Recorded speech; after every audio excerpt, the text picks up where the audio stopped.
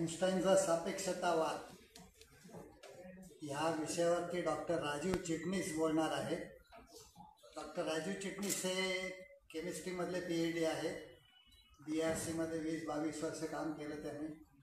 पुढे कंटाळा आला म्हणून व्हॉलेंटरी रिटायरमेंट. पण मराठी विज्ञान परिषदेत येऊन ते काम करतात, कार्यवाह पण होते. आणि आमच्या मराठी विज्ञान परिषदेची अशी परंपरा आहे की तिथे व्हॉलेंटरी रिटायरमेंट घेऊन लोक येतात आणि कामं करतात. मी त्याचं एक उदाहरण आहे. राजीव चिटणीस दुसरं आहे, मानसी राजाध्यक्ष बसल्याच्या तिसरं आहे. आपल्यापैकी तरुण जे आहे त्यांना आव्हान आहे व्हॉलेंटरी रिटायरमेंट घेऊन परिषदेत कामाला आहे, विज्ञान प्रसार करायला.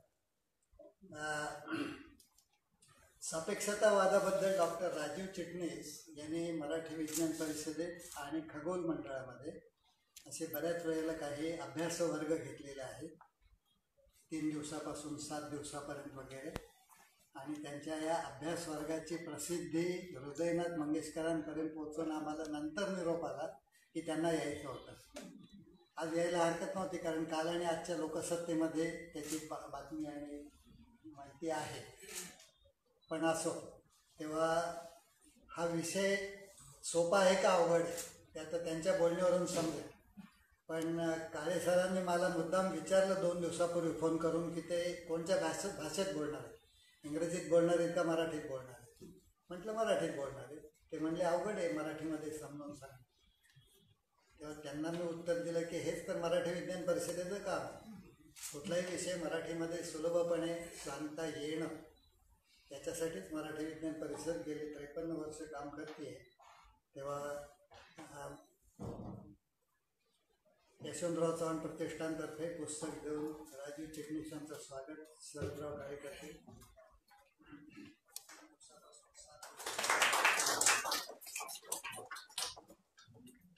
आणि चिटणीस आहे तर मधून भाषणाला येतात. आज त्यांचं भाषण ऐकायला काही लोक असे आलेले आहेत. धन्यवाद.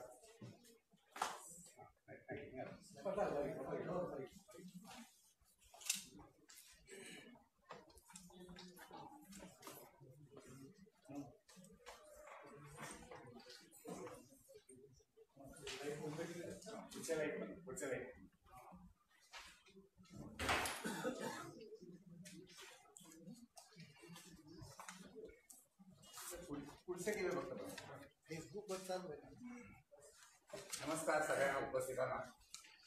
किंबहुना माझ्यावर बराच ताण आलेला आहे. मगाशी जरी अप्पांनी सांगितलं असं की पूर्वी इतक्या वेळा घेतलंय वगैरे, 1 तासात हे बसवणं हा एक अत्यंत कठीण ही बाब आहे. बघूया, प्रयत्न करतो. लक्ष माझं अधूनमधून माझ्याच घड्याळाकडे असेल, कारण मुळात असा विषय इतका प्रचंड मोठा आहे. परंतु आपण त्याचा जो भाग असा आपण लक्षात घेणार आहोत, त्याचं गणित आपण त्याच्या गणिताकडे जायचं नाही, पण त्या गणिताची कल्पना होईल, आपल्याला कल्पना येईल इतकाच आपण तो भाग घेणार आहोत की नक्की सापेक्षतावाद म्हणजे काय, सापेक्षता म्हणजे काय, तेवढाच आपण भाग घेणार आहोत. कारण मुळात मीही गणिताचा विद्यार्थी नाही, परंतु मला तो विषय भावल्यामुळे मी काहीसा त्या विषयाचा अभ्यास करण्याचा प्रयत्न केला. आणि माझ्या परीने खगोलशास्त्राचा रस म्हणा, भौतिकशास्त्राचा रस म्हणा, त्या दोन्ही बाजूंनी थोडासा अभ्यास केला. आणि ज्या पद्धतीने तो केला, जे काही मला समजलं ते साधारणपणे माझ्या व्याख्यानातून सादर करतो. तसंच आताचं आजचं व्याख्यान मी प्रसिद्ध आहे. आइन्स्टाईनची सापेक्षता. आइन्स्टाईनची सापेक्षता म्हणतानाही फक्त आइन्स्टाईन पुरती मर्यादित आहे की अगोदर होती, हे पहिल्यात बघणं महत्वाचं आहे. त्यामुळे आपल्याला सुरुवात करायला लागेल अर्थातच आधीच्या स्वरूपात. इसवी सन पूर्व 4थ्या शतकातही सापेक्षता अस्तित्वात होती, 17व्या शतकातही होती, 1905 नंतरही होती. परंतु या ज्या सापेक्षतेची रूपं वेगवेगळी होती. किंबहुना गतिशास्त्र आणि सापेक्षता यांचा अत्यंत घनिष्ठ संबंध आहे, म्हणून मी वरती जे लिहिलेलं आहे हे गतिशास्त्र म्हणून लिहिलेलं आहे त्याच्यासाठी. आता पहिलं जे रूप आहे, हे जे छायाचित्र आहे हे अर्थातच अरिस्टॉटलचं आहे. ज्या अरिस्टॉटलनी 15व्या शतकापर्यंत म्हणजे कोपर्निकसच्या काळापर्यंत आपलं जे स्वतःचं जे विज्ञान होतं हे अर्थातच पुढे नेलं, म्हणजे आपोआपच ते पुढे गेलं. आणि किंबहुना सर्वसाधारण सर्वसामान्यांचा तसंच तज्ञांचा विश्वास जो होता तो अरिस्टॉटेलियन जी विचारसरणी होती त्याच्यावर होता. त्याला अर्थातच धक्का बसला तो कोपर्निकन क्रांती झाल्यानंतर, आणि ती किती साधारणपणे 16व्या शतकात ती झाली. त्यामुळे आपण सुरुवात करतोय ती अर्थातच गतिशास्त्राच्या पहिल्या रूपापासून. मुख्यतः अरिस्टॉटलचं जे म्हणणं होतं ते आपण थोडक्यात बघू. काय गतीविषय, तेव्हाच जे काही गतीविषयक जी काही मतं होती, कुठलीही वस्तू जर गती, आपण थोडंसं भौतिकशास्त्राकडे दरवेळी जाणार आहोत कारण शेवटी फक्त इतिहास आपल्याला घ्यायचा नाहीये, तर त्या मागचं भौतिकशास्त्रही जाणून घ्यायचं. एखादी वस्तू फेकली की ती वस्तू गतीत राहण्यासाठी काय असायला पाहिजे, तर अरिस्टॉटलच्या मते गतीत राहण्यासाठी त्याच्यावरती बलाचं सतत बल कार्यरत राहिलं पाहिजे, तरच ती वस्तू पुढे जाऊ शकते. हे एक मत अरिस्टॉटलचं होतं. दुसरं, वस्तू जर खाली टाकली तर जी वस्तू जड आहे ती वस्तू सगळ्यात अगोदर खाली जमिनीवरती पोहोचेल, हलकी वस्तू आहे ती जमिनीवर पोहोचायला वेळ. हे जे दोन मुद्दे आहेत तेच आपण आता, बाकीचे अनेक मुद्दे आहेत, पृथ्वी केंद्रित विश्व वगैरे जे आहे त्याच्याकडे आपण आता वळत नाही, परंतु हे जे दोन मुद्दे आहेत ते आपल्या दृष्टीने आता आजच्या व्याख्यानाच्या दृष्टीने महत्त्वाचे. अरिस्टॉटलचे दोन मुद्दे आता मी सांगितले. आता आपण हळूहळू पुढच्या काळात जाऊ. हा मधला काळ. दोन छायाचित्र देते, ती चित्र आहेत मुळात. एक पिसाचं कॅथेड्रल आणि दुसरं पिसाचा मंदिर. या दोन्हीकडे एकच व्यक्ती समान आहे, ती म्हणजे अर्थातच गॅलिलिओ. इकडे आणि दोन्ही प्रयोग चालू आहेत. पहिला प्रयोग जो आहे तो प्रयोगापेक्षा निरीक्षण आहे. पिसाच्या कॅथेड्रल मधलं एक झुंबर आहे, ते झुंबर कसं हलतंय याच्याकडे गॅलिलिओचं लक्ष आहे. गॅलिलिओ बघतोय की झुंबर किती जरी कसंही हल्लं तरी सुद्धा प्रत्येक झोक्याला लागणारा वेळ हा सारखाच. एवढं लक्षात आल्यावर गॅलिलिओ पुढचा विचार सुरू केला. गॅलिलिओचं पेंडुलम म्हणजे लंबकावर प्रचंड प्रेम होतं. त्यांनी बरंच काही लंबकाचे प्रयोग केले. ते प्रयोग इकडून सुरू झाले. ते 16व्या शतकाच्या शेवटच्या भागात पदुआला जेव्हा त्याचं अध्यापन चालू होतं त्या काळात झालं. त्यांनी वेगवेगळे लंबक तयार केले, वेगवेगळे लांबीचे, वेगवेगळे गोळे जोडून, आणि या सगळ्यांचा भरपूर अभ्यास केला. आणि एक दोन गोष्टी त्याच्या ज्या लगेच लक्षात आल्या त्या, एक म्हणजे गोळा जो आहे लंबकाचा हा कुठल्याही धातूचा वापरा, लाकडाचा वापरा, कुठल्याही वजनाचा वापरा, जोपर्यंत दोरीची लांबी तीच तोपर्यंत अर्थातच लंबकाच्या एकूण जो वेळ लागतो झोक्याचा त्याच्यात फरक पडणार नाही. हे एक महत्वाचं नाही. आता गंमत बघा काय, जर आपण झोका द्यायचा असला लंबकाला काय करू आपण, तो गोळा हातात धरून सोडून देऊ.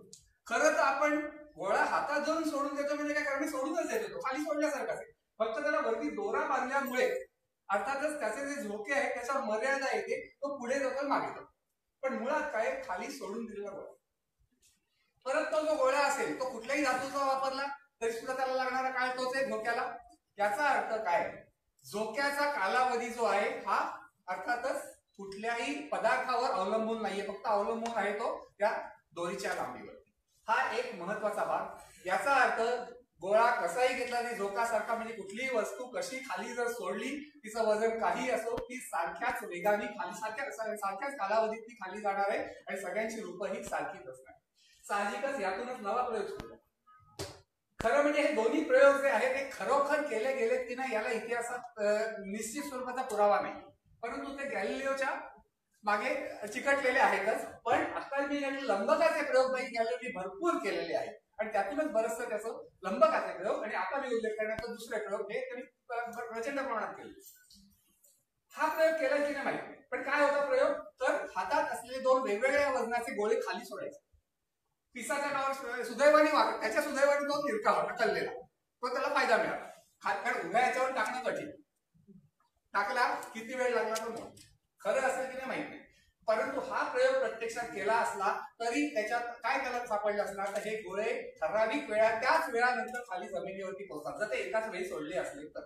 म्हणजे गोळ्याला वरपासून खाली जायला लागणारा वेळ सारखा आहे, तो पदार्थावर अवलंबून नाही. गॅलिलिओने हा प्रयोग जरी केला नसला तरी गॅलिलिओने कलत्या फळीवरती केलेले प्रयोग जे आहेत हे बरेच आहेत आणि ह्याच प्रकारचे प्रयोग आहेत. एक 7-8 मीटर लांबीची फळी घेऊन, गुळगुळीत फळी घेऊन त्याच्यावरून त्यांनी वेगवेगळ्या प्रकारचे चेंडू सोडले, वेगवेगळ्या पदार्थाचे होते, त्याची वेगवेगळ्या त्याला लागणारा वेळ, परत त्याचा वेग कसा वाढतो, वेग वाढत जातो त्याचा घरंगळत जाताना, ही सगळी मोजणी केली आणि त्याच्यावरून अर्थातच पुढील सापेक्षतावाद किंवा सापेक्षतेचा किंवा गतिशास्त्राचा त्यांनी पाया घातला. त्यामुळे ही गॅलिलिओनी केलेले प्रयोग आहेत ते अत्यंत महत्वाचे आहेत. कलत्या फळीहून जरी टाकला गोळा तरी कुठल्याही प्रकारचा गोळा असो खालपर्यंत जाण्यासाठी वेळ तेवढाच लागणार आहे आणि जसा तो पुढे पुढे जातोय तसा त्याचा वेग वाढत जाणार आहे.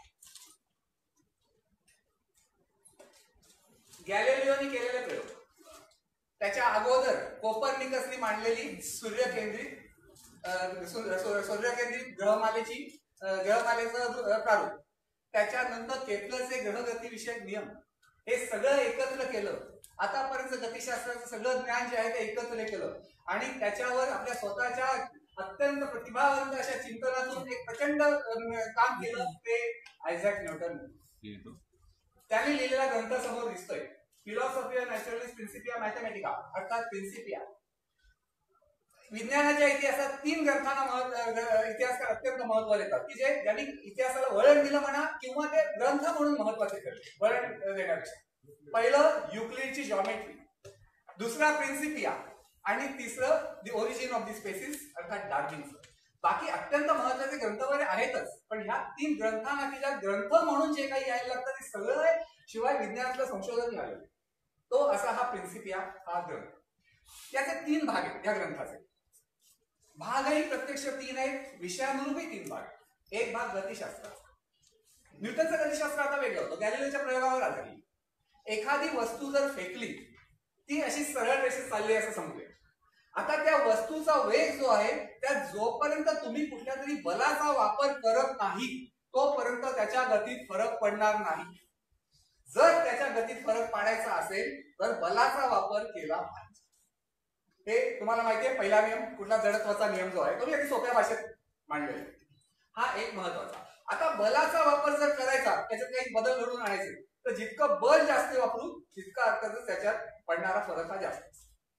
बरोबर. न्यूटनचा दुसरा नियम ते force is equal to mass into acceleration वगैरे आपण जात नाहीये, परंतु एवढी गोष्ट तरी जितका बदल जास्त घडवायचा तितका त्याला जोर जास्त लावायचा आणि जोर लावलाच नाही तर त्याच्या गतीत काहीही फरक पडणार. हा एक भाग होता. दुसरा भाग जो होता हा फ्लुइड डायनॅमिक्स, म्हणजे द्रवांच्या वगैरे एकूण गती संदर्भात त्याचा आज आपल्या व्याख्यानाशी संबंध असल्यामुळे मी त्याचा उल्लेख करत नाही. तिसरा भाग होता एक अत्यंत महत्वाच्या गुणधर्माचा. जेव्हा गॅलिलिओने आपले प्रयोग केले तेव्हा त्या गोळा जो होता पुढे सरकताना कलत्या फळीवरून त्याचा वेग वाढत जातो. आता काय म्हटलं, वेगात जर फरक जर फरक घडवून आणायचा असला तर कुठल्या तरी बलाची आवश्यकता आहे. आता काय होतंय, टाकलेला गोळा खाली वेग वाढत जातो किंवा उतरत्या घमेंडीत असला तरी वेग वाढत जातो. वेग वाढत जातो याचा अर्थ काय, त्याच्यावर कुठलं तरी बल कार्यरत होते. हे बल कुठलं आहे, हे बल अत्यंत महत्वाचं बल आहे. गॅलिलिओच्या प्रयोगातून मिळवलं. हे जे बल आहे तेच बल जे न्यूटनचं वरील जे सफरचंद जे पडताना दिसतंय ते बल त्याला कारणीभूत आहे. चंद्रामुळे समुद्राला जी भरती येते त्यालाही तेच बल कारणीभूत आहे आणि सगळे ग्रह जे सूर्याभोवती फिरतायत त्यालाही तेच बल आहे. त्या बलाचं नाव आहे गुरुत्वाकर्षण. आज आपल्या व्याख्यानाचा एक मोठा भाग जो आहे हा गुरुत्वाकर्षणावरती आधारलेला. जर मध्ये काही कळलं नाही मी सांगताना तर मला थांबवू शकता. फक्त एकच विनंती, जे घेतलं नाहीये आणि आता समोर चाललोय त्याच्याबद्दल प्रश्न आता विचारू, पण जे मी सांगतोय त्याच्याबद्दल अर्थातच तुम्ही थांबा. कारण नाही तर काय होतं, मूळ विषय राहतो बाजूला. म्हणून तुम्ही कळलं नाही तर लगेच आतापर्यंत काही मला वाटतं शंका नाही. ठीक आहे. तर हे जे 3 जे उदाहरण आहेत ही गुरुत्वाकर्षणामुळे घडून येणारी उदाहरण आहेत.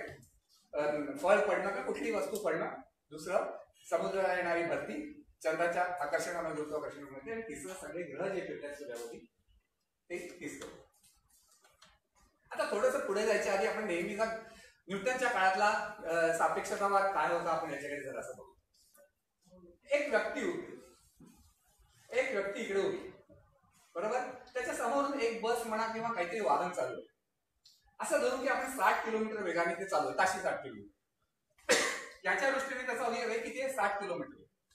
म्हणजेच काय, वेगळ्या शब्दात सांगायचं तर रस्त्यावर उभ्या असलेली व्यक्तीची जी संदर्भ चौकट आहे त्या संदर्भ चौकटीत त्याचा वेग किती आहे, 60 किलोमीटर. आता आज बसमध्ये एक व्यक्ती बसलेली आहे, ती त्या बस बरोबर चाललेली आहे. जर संदर्भ चौकट बदलली आणि जर ही संदर्भ चौकट ही बस म्हणून वापरली तर बसचा वेग किती असेल त्याच्या दृष्टीने 0, कारण तो त्या बसमध्येच बसलेला आहे. हीच झाली सापेक्षता. याच्या सापेक्ष वेग आणि त्याच्या सापेक्ष वेग. आता हे जे वाहन आहे असं आपण धरू की ह्या दिशेने 30 किलोमीटर वेगाने चाललं, याच्या संदर्भात होईल. हा काय विचार करेल, याचा वेग काय असणार आहे, 60 वजा 30, बरोबर. ताशी 30 किलोमीटरनी हे वाहन चाललेलं, कारण तो स्वतःला स्थिर समजतोय. हे उलट्या दिशेने 30 किलोमीटर वेगाने चाललेलं आहे, बरोबर. हा त्या बाजूला 60 किलोमीटर वेगाने चाललंय, हे वाहन या बाजूला 30 किलोमीटर वेगाने चाललंय. त्याचा वेग, याच्या दृष्टीने याचा वेग किती झाला, 90 किलोमीटर, बरोबर. 60 अधिक 30 ही साधी सापेक्षता आहे, ज्याला गॅलिलियन रिलेटिव्हिटी किंवा न्यूटोनियन रिलेटिव्हिटी म्हणून म्हटलं जातं. ही आपल्याला आजही अभिप्रेत असलेली, म्हणजे जरी आइन्स्टाईन जरी आइन्स्टाईनने त्याचे जरी नियम मांडले असले, काय सिद्धांत मांडले असले, तरी आपल्याला अभिप्रेत असलेली, आजही लागू असलेली सापेक्षता आहे. झालं इथपर्यंत स्पष्ट. आता आपण थोडस गुरुत्वाकर्षण वगैरे जे काही गती त्याला बाजूला आहे. Treatise on electricity and magnetism 1873 चा ग्रंथ आहे, लिहिलाय जेम्स क्लार्क मॅक्सवेल, स्कॉटिश संशोधक. 1879 साली निवर्तला. 73 चा ग्रंथ आहे. 65 सालचं हे काम जे आहे ते अगोदरच त्यांनी केलेलं होतं, ते आता 8-10 वर्षाचं काम केल्यानंतर त्यात सादर केलेलं आहे. जे काम न्यूटननी गतिशास्त्राच्या बाबतीत केलं, तोपर्यंतचा सगळा जो गतिशास्त्रातले जे जे नियम होते, सिद्धांत होते, ते सगळे एकत्र करून त्याच्यावरून एक सुंदर ग्रंथ घडवला. तसंच काम जे आहे ते विद्युत शास्त्र आणि चुंबक, विद्युत शक्ती आणि चुंबकत्व या क्षेत्रात जेम्स क्लार्क मॅक्सवेलने केलं, आणि त्यांनी लिहिले सगळं जे एकत्र केले ते आता treatise on electricity and magnetism. यात नुसतेच सगळे निरीक्षणे गोळा केलेली नाहीयेत, त्याच्यावरती त्याच्या प्रतिभेने जसं न्यूटनने केलं तसंच या क्षेत्रात मॅक्सवेलने काम केलं. तुम्हाला शाळेतले प्रयोग आठवत असतील. फॅरेडे यांनी ऑर्स्टेड किंवा एम्पियरनी काय केलं, एखाद्या तारेतून विद्युत प्रवाह चाललेला आहे, बाजूला जर तुम्ही मॅग्नेटोमीटर म्हणजे चुंबकत्व मोजण्याचं साधन ठेवलं तर काय होईल, त्यातली चुंबक सूची आहे ती हललेली दिसेल, बरोबर. म्हणजे काय झालंय, तर जेव्हा एखादा इलेक्ट्रॉन वगैरे पुढे जातो किंवा जेव्हा एखादा विद्युत प्रवाह वाहत असतो, तेव्हा काय होतंय, तर त्याच्यातून चुंबकत्व निर्माण होते, बरोबर. उलट चुंबकत्व आहे हे फॅरेडेने दाखवून दिलं, बरोबर. लो चुंबक ठेवलं, बाजूला तार हलवली तर तारेत काय होणार आहे, विद्युत प्रवाह निर्माण होणार आहे. म्हणजे काय झालं, आता चुंबकत्वातून विद्युत शक्ती निर्माण झाली. मगाशी सांगितलं ऑर्स्टेडचं ते उलट. एकच गोष्ट यातून स्पष्ट दिसून येते की चुंबकत्व आणि विद्युत शक्ती ही एकमेकात रूपांतर होण्याजोग्या दोन वेगवेगळ्या संज्ञा आहेत. म्हणजे चुंबकत्वामुळे विद्युत शक्ती निर्माण होऊ शकते, विद्युत शक्तीमुळे चुंबकत्व निर्माण होऊ शकते. हे सगळं जे आहे हे मॅक्सवेलनी एकूण तेव्हा 20 वेगवेगळी सूत्र मांडली होती. ती अर्थात नंतर 4 सूत्रात एकत्रित करता आली. त्या ह्याच्यात हे सगळं त्यांनी जे काय आहे ते सगळं विज्ञान त्याच्यात बसवलं. त्याच्यात एक महत्वाची गोष्ट आहे, या सूत्रात जर बघितलं, आता समजा तुम्ही जर एखाद्या तारेतून विद्युत प्रवाह वाहतो, तुम्ही ते हलवलं, काय होईल, विद्युत प्रवाहामुळे जे विद्युत क्षेत्र निर्माण होतं, इलेक्ट्रिकल फील्ड, बरोबर, ते सुद्धा काहीतरी त्यात बदल होणार. हा बदल तिथेच राहणार नाही, तो बदल काय होईल, पुढे कुठेतरी लांबवर पसरेल. चुंबकत्वाच्या बाबतीतही तसंच. जर तुम्ही लोहचुंबक हलवलं तर त्यामुळे जो चुंबकीय क्षेत्र आहे त्याचा बदल लांबवर जाईल. हा कशा लाटांच्या स्वरूपात जाईल. तळ्यात दगड टाका, काय होत आहे, लहरी निर्माण होत आहेत आणि ते लांब हळूहळू पुढपर्यंत जातं. हे तसंच. पण एक गोष्ट, चुंबकत्व काय किंवा विद्युत क्षेत्र काय, दोन्हीच्या ज्या लहरी आहेत, या लहरी पुढे जाताना त्याचा वेग किती असतो, तो अर्थात मॅक्सवेलच्या सूत्रांवरून काढता आला आणि तो निघाला 3 लाख किलोमीटर. चुंबकीय क्षेत्रालाही तोच वेग, विद्युत क्षेत्रालाही तोच वेग, आणि प्रकाश हा जो आहे त्याला सुद्धा तोच वेग असल्याचं लगेच मॅक्सवेलच्या लक्षात आलं. चुंबकीय क्षेत्राचाही वेग तोच, विद्युत क्षेत्राचाही वेग तोच, आणि प्रकाशाचाही वेग ही तोच. इतकंच नव्हे तर चुंबकीय क्षेत्र आणि विद्युत क्षेत्र हे दोन्ही एकमेकात रूपांतरणीय आहेत. याचा अर्थ काय स्पष्ट होता. प्रकाश हा काय, प्रकाश म्हणजे विद्युत चुंबकीय लहरी आहे. प्रत्यक्ष कशा आहे ते इथे दिसते. तुम्ही निळा जर विद्युत लहरी म्हटलं तर त्या पुढे पुढे पुढे जाते, आंदोलित होत होतो, बरोबर, त्या लहरी आहे. तोच प्रकार चुंबकीय. एक चुंबकीय झाला, दुसरं दोन्ही एकमेकाला 90 अंशाचा कोन करीत आहेत आणि दोन्ही काय आहेत त्या एकत्र चालल्या. काय वेगाने चाललेले आहेत, तर 3 लाख किलोमीटर प्रत्येक सेकंदाला या वेगाने का पुढे चाललेलं आहे. आता उलटा करून बघितलं पाहिजे. ठीक आहे, मॅक्सवेलला वाटतंय की हा प्रकाश आहे. हायनरिश हर्ट्झनी हा प्रयोग लगेच 8-10 वर्षात करून बघितला. हलणारा जर तुम्ही विद्युत भार घेतला तर त्याच्यापासून अशा प्रकारच्या विद्युत लहरी निर्माण होतात हे हायनिश सरने दाखवून दिलं. आणि अर्थातच हा एक मोठा मॅक्सवेलच्या थेरीचा, मॅक्सवेलच्या सिद्धांताचा विषय. तर मॅक्सवेलची थेरी अशी. आता प्रश्न काय आहे, हा व्ही आणि सी बरोबर, त्या लहरीचा वेग आणि प्रकाशाचा वेग हे आपण काढला. पण हा सी कशाच्या संदर्भात, सी काहीतरी मोजायला तुम्हाला पाहिजे. मगाशी तो माणूस उभा होता त्याच्या संदर्भात त्या गाडीचा वेग 60 किलोमीटर होता, किंवा आधी मागे जाणारे त्याचा 30 किलोमीटर उलट्या बाजूला होता. पण आता हा सी कशाच्या संदर्भात, सी पोकळीच्या संदर्भात आहे. ही जी सगळी आपल्या बाजूची पोकळी आहे ती, अरे पण पोकळीत काहीतरी पाहिजे, एखादं कुठेतरी खुंटी ठोकली पाहिजे, किंवा त्याच्या अनुषंगाने आपण वेग मोजणार, तेही नाही. मग कशाच्या संदर्भात, मॅक्सवेलच्या मते अख्खं विश्व जे आहे हे इथर नावाच्या एका पदार्थाने भरलेलं आहे. हा इथर हा जो पदार्थ आहे हा प्रत्यक्षात ह्या लहरी पुढे नेण्यासाठी मदत करतो, आणि त्याचबरोबर हा वेग त्याच्या संदर्भात हा 3 लक्ष किलोमीटर प्रत्येक सेकंदाला हा मोजता येईल. आणि हा पदार्थ कसा आहे, तो कुठल्याही पदार्थातून सहजपणे पावर होऊ शकतो. तो दाबला जाऊ शकत नाही, काही त्याच्यावर काही परिणाम होते, वजनही जवळ हा इथर, याला इथर म्हणतात. या इथरची गरज फक्त मॅक्सवेलला नव्हती. इसवी सनापूर्वी 4थ्या शतकात अरिस्टॉटललाही जाणवली. नेचर अबाउस व्हॅक्यूम, निसर्गाला अत्यंत जी पूर्ण निर्वात पोकळी याचा पूर्ण तिटकार आहे. अरिस्टॉटललाही पटत नव्हतं, तिथे काहीसा तात्विक बघायला. रेने देकार्ते त्यालाही पटत नव्हतं. तिथे लोह चुंबक ठेवलं, तिथे चुंबक, तिथे लोखंडाचा तुकडा ठेवला, तो खेचला तरी मध्ये काही नाहीच आहे, काहीतरी असायला हवं. काय, इतर. हायगन्स, हुक यांच्यामध्ये प्रकाश कुठल्या लहरी, प्रकाशाच्या लहरी काय होत्या, अर्थातच लहरीच्या स्वरूपातला प्रकाश. लहरीसाठी जाण्यासाठी कुठे काहीतरी माध्यम पाहिजे, ते काय, इथर. न्यूटन घ्या, ऍक्शन ऍट अ डिस्टन्स, परत गुरुत्वाकर्षणाच्या बाबतीत. तिकडे चंद्र इथे पृथ्वी इथे खेचलं जाते, किंवा आपण वस्तू टाकली ती खाली खेचली जाते, आणि तो तर काय पकडून खेचत नाहीये. परत तिथे माध्यमाची गरज आहे, तेही परत इतर. इतरची आवश्यकता सगळ्यांना भासत होती, म्हणूनच इतरची आवश्यकता मॅक्सवेललाही भासली. आणि सी हा जो 3 लक्ष किलोमीटर प्रत्येक सेकंदाला हा जो वेग आहे तो कशाच्या संदर्भातला होता, तर ही सगळी जी पोकळी आहे ज्या इतरनी भरलेली आहे त्याच्या संदर्भात. साहजिकच पुढचे प्रयोग सुरू झाले. आता पुढचा प्रयोग जो आहे मायकेलसन मोर्लीचा प्रयोग, हा साध्या सापेक्षतेवरती अवलंबून मगाशी दाखवली. हा सूर्य आहे, ही पृथ्वी त्याच्याभोवती फिरते. आता पृथ्वी अशी फिरताना एखादा प्रकाशाचा किरण असा टाकला या दिशेने, तर काय, म्हणजे पृथ्वी ज्या दिशेने चालली तर काय होईल, या पोकळी जी सगळी आजूबाजूची आहे त्या तुलनेत प्रकाशाचा वेग किती बदलेल, व्ही हा पृथ्वीचा वेग आणि सी प्रकाशाचा आहे, बरोबर. असा प्रकाश असा चाललाय, पृथ्वी पण अशी चालली. साहजिकच प्रकाशाचा वेग थोडासा कमी झाल्यासारखा जाणवेल, मगाच्या बस सारखं, बरोबर. त्याच दिशेने जाणारी बस, साहजिकच त्याचा वेग किती, सी वजा व्ही भरला पाहिजे. उलट्या बाजूला जर प्रकाशाचा किरण सोडला तर काय होईल, आपण स्वतःला स्थिर झाला, काय होईल, एक तर पृथ्वी तशी चालली आणि प्रकाश इकडे चाललाय, प्रकाशाचा वेग किती होईल, सी अधिक व्ही. मगाशी 60 अधिक 30चं उदाहरण दिलं, बरोबर, 90 किलोमीटर. तसंच उदाहरण जर सी अधिक व्ही.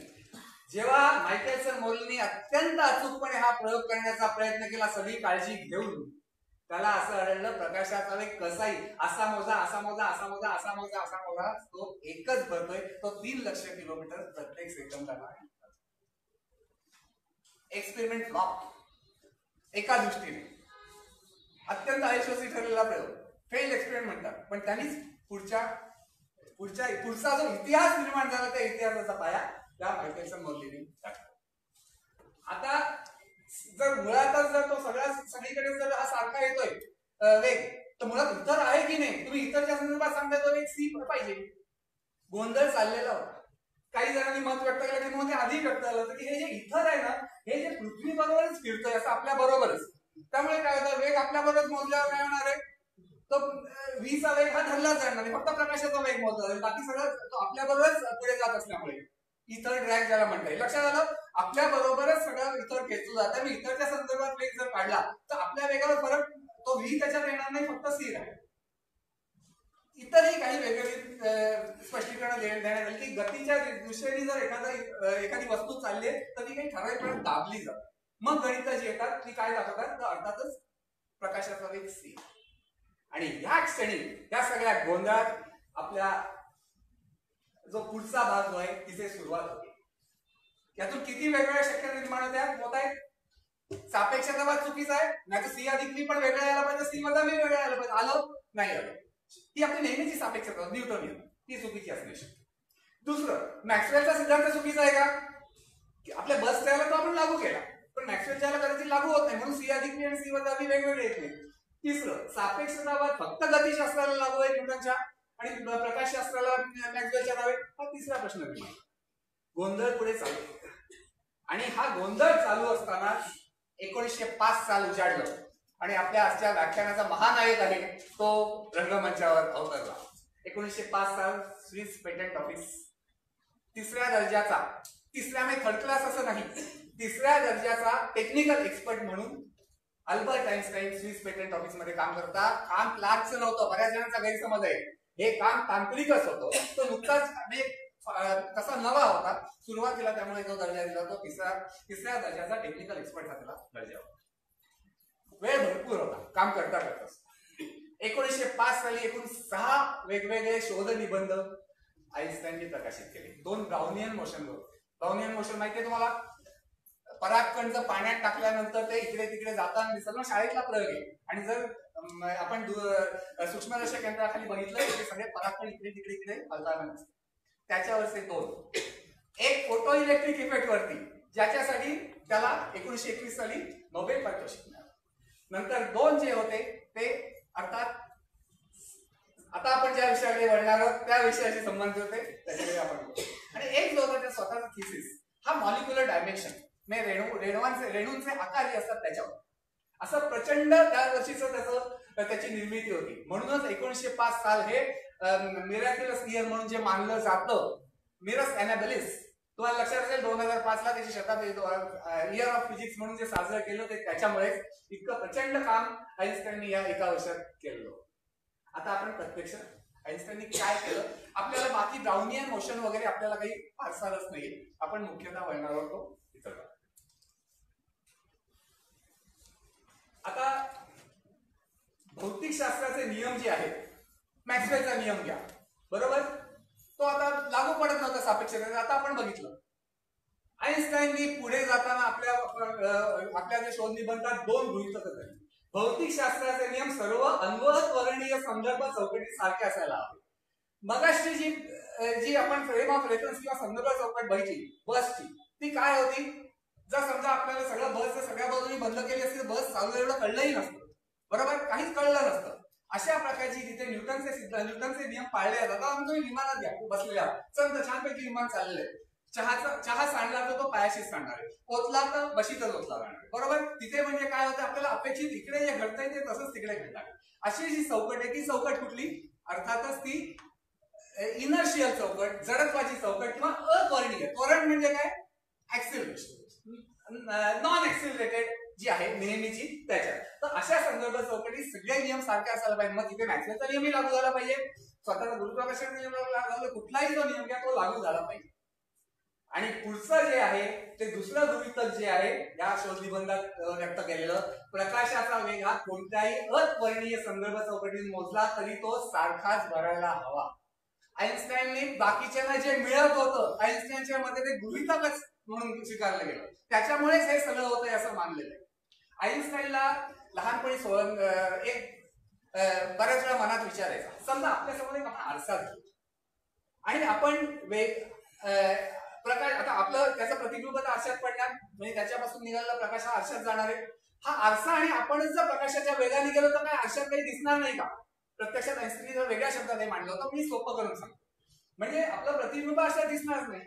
आइन्स्टाईन म्हणतोय मला पटणार नाही, मला बिलकुल पटत नाही. आपला चेहरा तिथे दिसणारच. कारण का? तर प्रकाशाचा वेग कोणत्याही संदर्भ चौकटीतून मोजला तरी तो सारखाच भरायला. म्हणजे आइन्स्टाईनने सी का कॉन्स्टंट येतोय, स्थिर येतोय, मुळात तो स्थिर असायलाच हवा हे आइन्स्टाईनचं म्हणणं. आता थोडंसं पुढे जाताना आणखी एक गोष्ट, एक संहिता म्हणजे सायमल्टेनियस. एक उदाहरण घेऊ.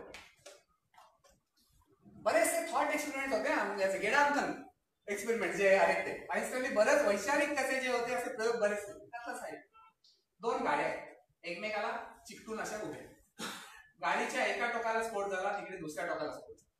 आता काय होईल, इथून स्फोट झाल्यानंतर इथला उजेड इकडे, इथला उजेड इकडे, बरोबर. दोघं जण काय म्हणतील, हो दोन्हीकडचा जो स्फोट आहे त्या टोकाचा आणि ह्या टोकाचा एकाच वेळी झालाय, इथला प्रकाश आणि इथला प्रकाश एका वेळी पडतो. बरोबर. तुम्हाला या बाबतीत तुमचंही एकमत व्हायला काही हरकत नाही, कारण अजून एकमत होण्याजोगीच परिस्थिती आहे. थोड्या वेळात परिस्थिती बदलणार आहे. बरोबर. आता त्यातली एक गाडी समजा ही चालू झाली, चालते, आणि त्यावेळी हे दोन्ही टोकाचे स्फोट झाले. आता गाडी ह्या व्यक्तीच्या दृष्टीने दोन्ही वेळचा प्रकाश एकाच वेळी पोहोचणार, गाडी स्थिर आहे, आतून प्रकाशाला तिकडून. पण ह्या व्यक्तीच्या दृष्टीने काय होणार आहे, हा प्रकाश त्याच्याशी पटकन पोहोचणार. ह्या प्रकाशाला जो आहे तो आता पोहोचायला जास्त अंतर पार करायला लागणार आहे. बरोबर. म्हणजे जी घटना दोन स्फोटांची या व्यक्तीच्या दृष्टीने एकाच वेळी घडली, ती ह्या व्यक्तीच्या दृष्टीने एकाच वेळी घडली का? नाही. हा काय म्हणणार, नाही एकाच वेळी घडलेलं नाहीये. म्हणजे काय झालं, एकसमयतेचा निकाल लागला. म्हणजेच काय काय झालं, काळ हा सापेक्ष झाला, निरपेक्ष नाही. माझी 10 मिनिटं तुमची 10 मिनिटं असतीलच असं नाही. ही परिस्थिती कशी आहे, कावळा बसणं आणि फांदी मोडणं हे खरं आहे, पण कावळा त्याच फांदीवर बसला तरच आपल्याला म्हणता येईल एकाच वेळी घडलं. इकडे कावळा ह्या फांदीवर बसला, त्याच वेळी माझ्या दृष्टीने ती फांदी मोडली, तर तिसरा माणूस म्हणू शकतो की नाही दोन्ही वेगवेगळ्या वेळी झालेले, ज्याप्रमाणे असं. म्हणून कावळा कुठे बसायला पाहिजे, तर त्याच फांदीवर बसायला पाहिजे, आणि मग ती फांदी मोडली की बसता क्षणी तर आपल्याला म्हणता येतं. तात्पर्य काय, तर काळ हा निरपेक्ष नाही, तो सापेक्ष आहे. तुम्ही कोण मोजतोय, काय वेगाने चाललाय त्याच्यावर सगळं अवलंबून आहे. कारण ह्यातला जो फरक आहे, किती वेळ दोन्ही घटनेतला फरक जो ह्याला जाणवणार आहे तो या वेगावर अवलंबून. बरोबर. त्यामुळे सायमल्टेनियसचा निकाल लागला. सायमल्टेनियसचा निकाल लागला कारण त्या प्रकाशाचा वेग हा अर्थात त्याची गणित पण आहे. प्रकाशाचा वेग सारखा धरल्यामुळे पुढची गणितही बदलते. पहिली गोष्ट हे परिणाम, आपण या गणितात शिरत नाही, परंतु आपण परिणाम काय आहेत ते बघणार आहोत. समजा एक व्यक्ती इकडे उभी आहे, बघा झालं, एक बाजूने गाडी चालली किंवा वाहन चाललेलं आहे, त्यात काहीतरी एक माणूस बसलाय, तो काहीतरी क्रिया करतोय. आपण समजा असं झालं की चहा पितोय. समजा हा बघतोय त्याच्याकडे, चहा पिण्यासाठी काहीतरी त्याला किंवा एक घोड्यात काहीतरी करण्यासाठी एक मिनिट लागतोय असं आपण म्हणतो. बरोबर. याच्या संदर्भ चौकटीत ही क्रिया होण्यासाठी 1 मिनिट लागतो, कारण ही गाडी थांबलेली आहे. आता दुसरी गाडी घ्या की जी वेगात पुढे चाललेली आहे. आता जर यांनी याच्या चहा पिण्याचं निरीक्षण केलं तर या गाडीच्या वेगानुसार त्याचा चहा पिण्याचा वेग मंदावलेला असेल. कारण काय झालंय, तर याचं घड्याळ जे आहे इथून हा जेव्हा बघतोय ते मंदावलेलं असतं. काय झालं, काळ मंदावला. याच्या दृष्टीने चहा समजा 2-3 मिनिटात होतो, पण आता हा जर समजा असं धरू की प्रकाशाच्या सुमारे 87% वेगाने चालला असला तर याचं घड्याळ जे आहे ते आता 3 मिनिटच दाखवेल. 3 मिनिटच त्याच्या घड्याळात बघितलं, पण स्वतःच्या घड्याळातून जर त्यांनी मापन केलं तर याला चहा पूर्ण करण्यासाठी पिणं पूर्ण करण्यासाठी 6 मिनिटं लागणार आहे. कारण गतीतलं घड्याळ जे आहे ते याच्या दृष्टीने आता मंदावलेलं. जर हा अत्यंतिक वेगाने जर जायला लागला असं प्रकाशाच्या वेगाने तर चहा पिण्याला संपणारच नाही, तो थिजलेला असेल. पण ही जर थांबलेली असली तर मगासारखी स्थिती आहे. झालं, पण आता काहीच पटत नाही असं होणार आहे तुम्हाला. उलटा विचार करा, हा स्थिर आहे, तो गतिक आहे, आणि हा चहा पितोय, तेच होणार आहे. याला मग स्वतःचा चहा 3 मिनिटात संपलेला आहे, याचा चहा जो आहे याचं पिणं 6 मिनिटं चालू आहे. मग कोण खरं, हा खरा की तो खरा? याला गोंधळ काही सांगता येत नाही. सममिती आहे. याला जे जाणवतंय, आपण स्वतःला जर स्थिर मानलं तर जे घडतंय, तर त्यांनी स्वतःला स्थिर मानलं तेच इथेही घडतंय.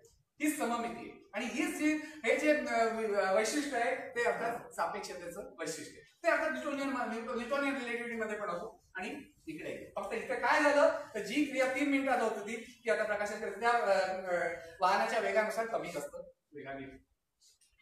तोच प्रकार वस्तूच्या लांबीवरचा. सगळी गणितं बदललेली होतात, कारण मगाशी म्हटलं ना काळ हा सापेक्ष झालेला आहे, सगळं बदललं. आता काय झालंय, आता झालं ही व्यक्ती उभी, ही गाडी चाललेली आहे. बरोबर. उभी आहे, एक काहीतरी समजा त्या गाडीची लांबी 20 मीटर आहे. आता दुसरी गाडी चाललेली त्याच लांबीची ती गतीत आहे. आता काय होईल, अर्थात त्याची लांबी कमी झालेली आहे. कमी किती ही अर्थातच या वेगावरती अवलंबून आहे, आणि हे सगळे परिणाम नेहमीचे आपल्या 30 किलोमीटर 60 किलोमीटर वेगाला जाणवत नाही. त्याला वेग किती असायला, प्रकाशाचा 10%, 20%, 30% वगैरे. साधारणपणे 50% वेग असला प्रकाशाच्या की त्याला जो लागणारा गुणक आहे हा 87% असतो. म्हणजे 50% वेगाने जर ही गाडी जात असती तर ही गाडी त्याची लांबी 100 मीटर असती तरी 87 मीटर जाणार असते. अशा रीतीने जितका वेग जास्त ती लहान लहान लहान होत जाईल, आणि जर थांबलेली असते तर तीच त्याची लांबी आहे. बरोबर. तोच प्रकार गाडीतल्या माणसाला दुसरी जर एखादी वस्तू बाहेरची त्याची लांबी मोजली तर तेच भेटणार. वस्तुमानावरचा परिणाम. परत तोच प्रकार, व्यक्ती उभी आहे, एक वजन आहे, ते वजन स्थिर आहे, त्यांनी मोजलं किती आहे, एक ठराविक काय 1 किलो.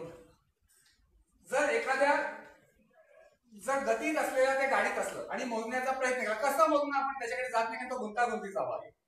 त्याचं वजन वाढलेलं आहे. रेस्ट मास हे रेस्ट मास म्हणतात आणि हे नंतर रिलेटिव्हिस्टिक मास, ते वाढत जाते. जर हा अनंत प्रकाशाच्या गतीने जर हा जात असता तर त्याचं वजन किती झालं असतं, अनंत वजन झालं असतं, हलतच येणार नाही. झालं.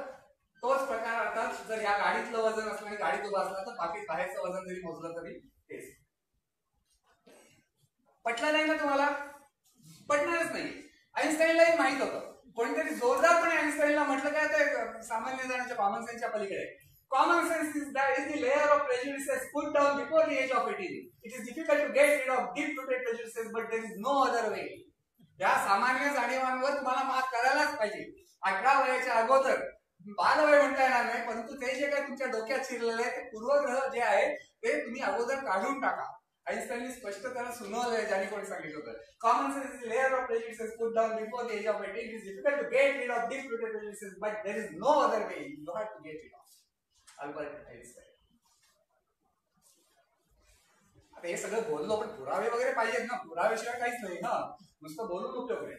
विशिष्ट सापेक्षतावादाचा एक पुरावा, हे न्यूऑन नावाचे एक कण आहे.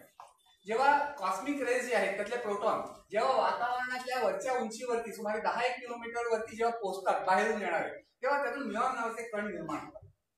त्यात जर ते कण जे आहेत ना ते त्यांचं लगेच किरणोत्सारी ऱ्हास होतो. अवघे 2-2.5 मायक्रोसेकंद एवढं त्यांचं आयुष्य असतं. मायक्रोसेकंद म्हणजे किती? सेकंदाला 10 लाखावा. म्हणजे तसंच. आणि त्यानंतर वेग त्याचा 99 जवळजवळ 9%, 99.9% 9% इतका त्याचा प्रकाशाच्या तुलनेत इतका वेग असतो.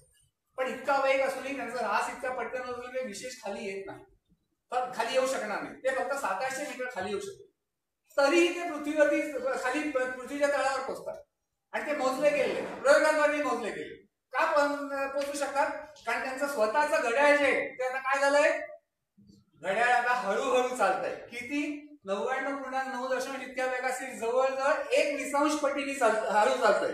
साहजिकच ते आता 15 मीटर जवळजवळ खाली येऊ शकतील ऱ्हास न होता. आणि ही उंची मी किती म्हटलं मगाशी? 10 मीटर.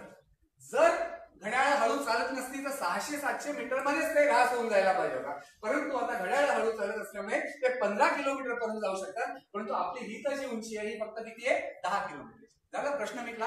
हे जे आहे म्युऑन कण हे प्रत्यक्ष हे नोंदले गेलेले आहेत. याचा अर्थ काय? तर घड्याळ हे हळू चालतात गतीत असताना. त्याची गती किती होती? 99.9% प्रकाशाच्या. त्यामुळेच अर्थातच त्याला इतकं खाली येणं शक्य होतं. जर 1905 साली जे 2 सापेक्षतेच्या संदर्भातले दोन वेगवेगळे शोधनिबंध मांडले गेले, त्यातला दुसरा होता हा ऊर्जेशी निगडीत होता. त्याचं हे जे होतं शीर्षक हे जरा गुंतागुंतीत होतं, परंतु त्यातून E = mc² हे आपलं सुप्रसिद्ध इक्वेशन आहे. त्या सूत्राकडे आपण जाऊ शकत होतो. आता परत पुरावा. या सूत्राला पुरावा काय? पुरावा उघड आहे. विखंडन जर झालं युरेनियमच्या अणूचं किंवा प्लुटोनियमच्या अणूचं, त्यातून काय होतं? त्याच्या निर्माण झालेल्या तुकड्यांचं वजन करा, मूळच्या युरेनियमच्या अणूचं वजन करा, नंतरचं वजन कमी भरेल, उरलेलं वजन गेलं कुठे? अणुशक्तीच्या स्वरूपात तुम्हाला उपलब्ध झालं. म्हणजे काय झालं इकडे? तर अर्थातच या सूत्रानुसार हा जो वस्तुमानाचा भाग आहे त्याचं रूपांतर कशात झालं? अर्थात ऊर्जेत. तोच प्रकार कुठे होत आहे? सूर्याच्या काळात संमिलन. इथे विखंडन होतं. 4 हायड्रोजनचे अणू एकत्र झाले की त्याचं रूपांतर कशात होतं? ड्यूटेरियम मध्ये होतं. ड्यूटेरियमचं वजन करा आणि हायड्रोजनचं वजन करा. नंतरच्या ड्यूटेरियमचं वजन कमी भरेल, उरलेलं वजन कुठे गेलं? अर्थातच तुम्हाला जी ऊर्जा मिळते, जे सगळं जे आपलं जे रोजचे व्यवहार चालू आहे ती ऊर्जा मिळते ती ह्याच संमिलनाद्वारे, जिकडे E = mc². ठीक आहे? काही शंका? आता हळूहळू आपण पहिला टप्पा जो आहे तो तिथे सुरू करून तुम्हाला पुरावेही दाखवलेले आहेत. आता दुसऱ्या टप्प्याकडे होईल. पहिल्या टप्प्यात म्हणून होतो, पहिल्या टप्प्यात काही शंका आहे का? जाऊ पुढे. थोडेसे असले आपण नंतर प्रश्नोत्तराच्या वेळी थोडंफार आपण त्याच्यावरती बोलू शकतो. आतापर्यंतच्या ज्या चौकटी होत्या या सगळ्या अत्वर्णीय किंवा नॉन ऍक्सिलेटेड किंवा जडत्वाखालच्या अगदी साध्या नेहमीच्या वेगाने जाणाऱ्या न बदलणाऱ्या वेगाखाली जाणाऱ्या चौकटी होत्या. तुम्ही विमानात बसलात, विमान संतपणे चाललेले, कुठे एअर पॉकेट्स वगैरे काही नाही ना, मी ते झाले की परत झालं तुमचं बदललं. त्यामुळे एका ठराविक गतीने चाललंय. जे काय तुम्ही इकडे करू शकता ते सगळं विमानात करू शकता. न्यूटनचे नियम जे आहेत तेच इकडे लागू जातात आणि ते त्या विमानात लागू होतात. आता समजा तुम्ही एखाद्या अत्यंत छान संतपणे जाणाऱ्या गाडीत तुम्हाला कळत नाही, बाहेर सगळं बंद आहे, गतीत आहात हे. आता तर त्या चालकाने वेग वाढवत तर काय होईल? वेग वाढवल्याबरोबर काय होतंय, आपण मागे असे मागच्या सीटवरती दाबलो गेले असं आपल्याला वाटतं. म्हणजे त्वरण असलं तर आपल्याला जाणवू शकतं. जोपर्यंत त्वरण नाही, ऍक्सेलरेशन नाही, तोपर्यंत आपल्याला काही जाणवत नाही. बरोबर? म्हणजे त्वरणाची जी चौकट आहे ही वेगळ्या प्रकारची चौकट आहे आणि त्वरण जाणवत असल्यामुळे न्यूटनचं म्हणणं काय होतं, तर बाकीच्या संदर्भ चौकटी या पूर्ण निरपेक्ष आहे, सापेक्ष आहे. बरोबर? तुम्ही गतीत आहात का तो गतीने तुम्हाला सांगता येत नाही, सगळं सापेक्ष आहे. पण त्वरण हे मात्र निरपेक्ष आहे, कारण ते ओळखते.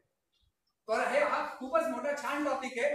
अर्न्स्ट मार्क नावाचा जो शास्त्रज्ञ होता, त्या अर्न्स्ट मार्कने अनेक ठिकाणी हे मुख्यतः जी तुलना आहे, आपण फिरतोय का दुसरा फिरतोय, अनेक सुंदर उदाहरणं दिले. किंबहुना आईन्स्टाईन वरती जो प्रभाव होता ज्या जुन्या लोकांपैकी, आधीच्या लोकांपैकी, त्यात अर्न्स्ट मार्क हे नाव होतं. परंतु आता आपण त्याच्याकडे वळत नाही, की त्याचं ऍक्सिलेरेशन थोडंसं वेगळं आहे. त्याचं म्हणणं असं होतं की पृथ्वी जेव्हा फिरते थोडासा फुगीरपणा आलाय. पृथ्वीला कुठे माहिती आपण फिरायचं, हे कशामुळे आले? तर अख्खं विश्व जे आपल्यावरती फिरतंय, सापेक्षता, त्याच्यामुळे पृथ्वीला हा फुगीरपणा आला. आता त्याच्याकडे मी वळत नाही आता वेळेच्या अभावी. पण आता जे तर न्यूटनच्या दृष्टीने त्वरण हे निरपेक्ष होतं, कारण त्वरण जर ऍक्सिलरेशन असलं, त्वरण असलं तुम्हाला कळतंय, आपण ढकललं जातो. गाडीचा वेग कमी झाला की आपण पुढे फेकलो, गाडीचा वेग वाढला की आपण मागे ढकललो. बरोबर? आता सुरुवात व्हायला लागली. आता इसवी सन यायचा 1960 साल. स्टार्क नावाचा जो शास्त्रज्ञ स्टार्क इफेक्ट वाला, त्यांनी यारबुक जे होतं याचा मुख्यतः फिजिक्स वर, ते जर्नल सारखं शोध निबंध लिहिणार, तर रेडिओ ऍक्टिव्हिटी आणि इलेक्ट्रॉनिक्स. यारबुक म्हणजे जारबुक हे याचे उच्चार वेगळे आहेत जर्मन मध्ये, म्हणून मी तो उच्चार घेतला. त्याच्यात आईन्स्टाईनला रिलेटिव्हिटीचा एक रिव्ह्यू लिहायला सांगितलं. त्याच्यावर तो विचार करतो. अजून तो बनलाच होता पेटंट ऑफिसमध्ये. नंतर एका क्योटो ऍड्रेस 1922 साली जेव्हा त्याला नोबेल पारितोषिक मिळालं, ते आता फोटो इलेक्ट्रिक इफेक्ट वरती मिळालंय, त्याला प्रवासात जातानाच कळलं की नोबेल पारितोषिक मिळालंय. आता तर काही परत येण्याचा प्रश्न होता, तेव्हा ते बोटीनी बिटीनी जाणं. क्योटोला पोहोचल्यानंतर त्याला रिलेटिव्हिटी कशी सुटली याच्यावरती एक व्याख्यान उत्स्फूर्तपणे द्यायला सांगितलं. त्या क्योटो ऍड्रेस अत्यंत हा गाजलेला ऍड्रेस आहे, कारण बरंचसं त्याची वैचारिक भूमिका कशा याच्यात म्हणजे पुढे गेले आहे त्याच्यात कळलेलं आहे. आईन्स्टाईन म्हणतो 22 साल तो हे म्हणतोय, 7 सालचं म्हणतो. I was sitting in a chair in the patent office at Bern when all of a sudden a thought occurred to me. एकदम अचानक माझ्या मनात विचार आला, कारण त्या लेखासाठी त्याचा विचार चालू होता. जो मी मगाशी जो म्हटलं ना, स्टार्कला जो लेख लिहून पाहिजे रिव्ह्यू, त्याच्यावर विचार चालू होता. If a person falls freely, he will not feel his own weight. समजा माणूस खाली पडतोय, बरोबर? आता मी दाखवलेलं आहे, तो डाईव्ह मारतोय किंवा काय करतोय, त्याला स्वतःचं वजन जाणवत नाही. If a person falls free, he will not feel his own weight. This simple thought made a deep impression on me. It impelled me toward a theory of gravitation. सुरुवात इकडून झाली. गंमत बघा, न्यूटननी काय म्हटलंय? त्वरण निरपेक्ष असतं. हा उडी मारणाऱ्या माणसाला कळत नाही. आपल्या बसमध्ये कळतं, कारण ते मागे आपली सीट वगैरे असते, ती सीट नसती तर पत्ता पण लागला नसता. या माणसाला वेटलेसनेस म्हणजे वजन विरुद्ध अवस्था आहे. समजा ह्याला सगळ्या बाजूने झाकून टाकला, काही दिसत नाही, तर त्याला गती काय कळणार पण नाही. त्या माणसाची स्थिती तीच असेल जी कुठेतरी अंतराळात जिथे गुरुत्वाकर्षण नाही अशा ठिकाणी त्याला बंद करून ठेवलं तरी ती स्थिती. दुसरा माणूस समजा वेगाने पटकन खाली चाललेला, आणखी वरून सोडलेला आहे, तो पण ह्याच्यासारखाच आहे. गॅलिलिओचे प्रयोग काय होते? इक्विव्हॅलन्स. तुम्ही कुठलाही वजन काहीही असो, बरोबर, तो सारख्याच वेगाने खाली येतात.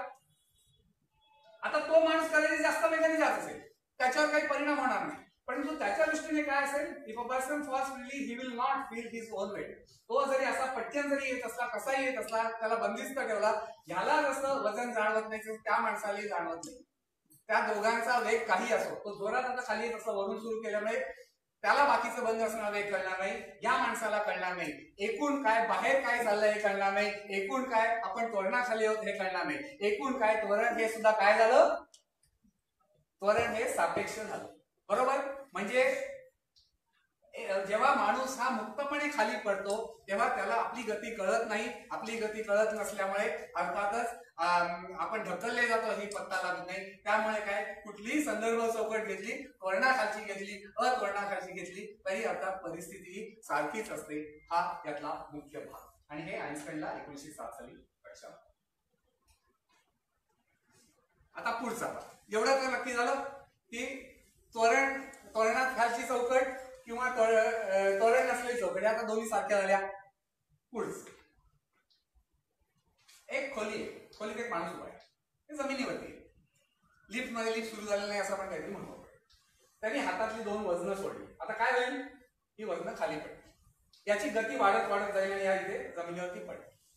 आता उलटी परिस्थिती घ्या, हे एक रॉकेट सुरू होतं.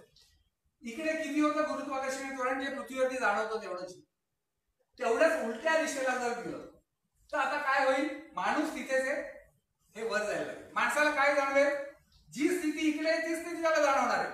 इकडे वजनामुळे तो खाली येतोय स्वतःच्या पृथ्वीच्या गुरुत्वाकर्षणामुळे, तर इथे जडत्वामुळे तो तिथेच राहिलाय, परंतु हे त्याला वरवर ढकलतं. दोन्हीच्या मूल्य दोन्हीची सारखी आहे.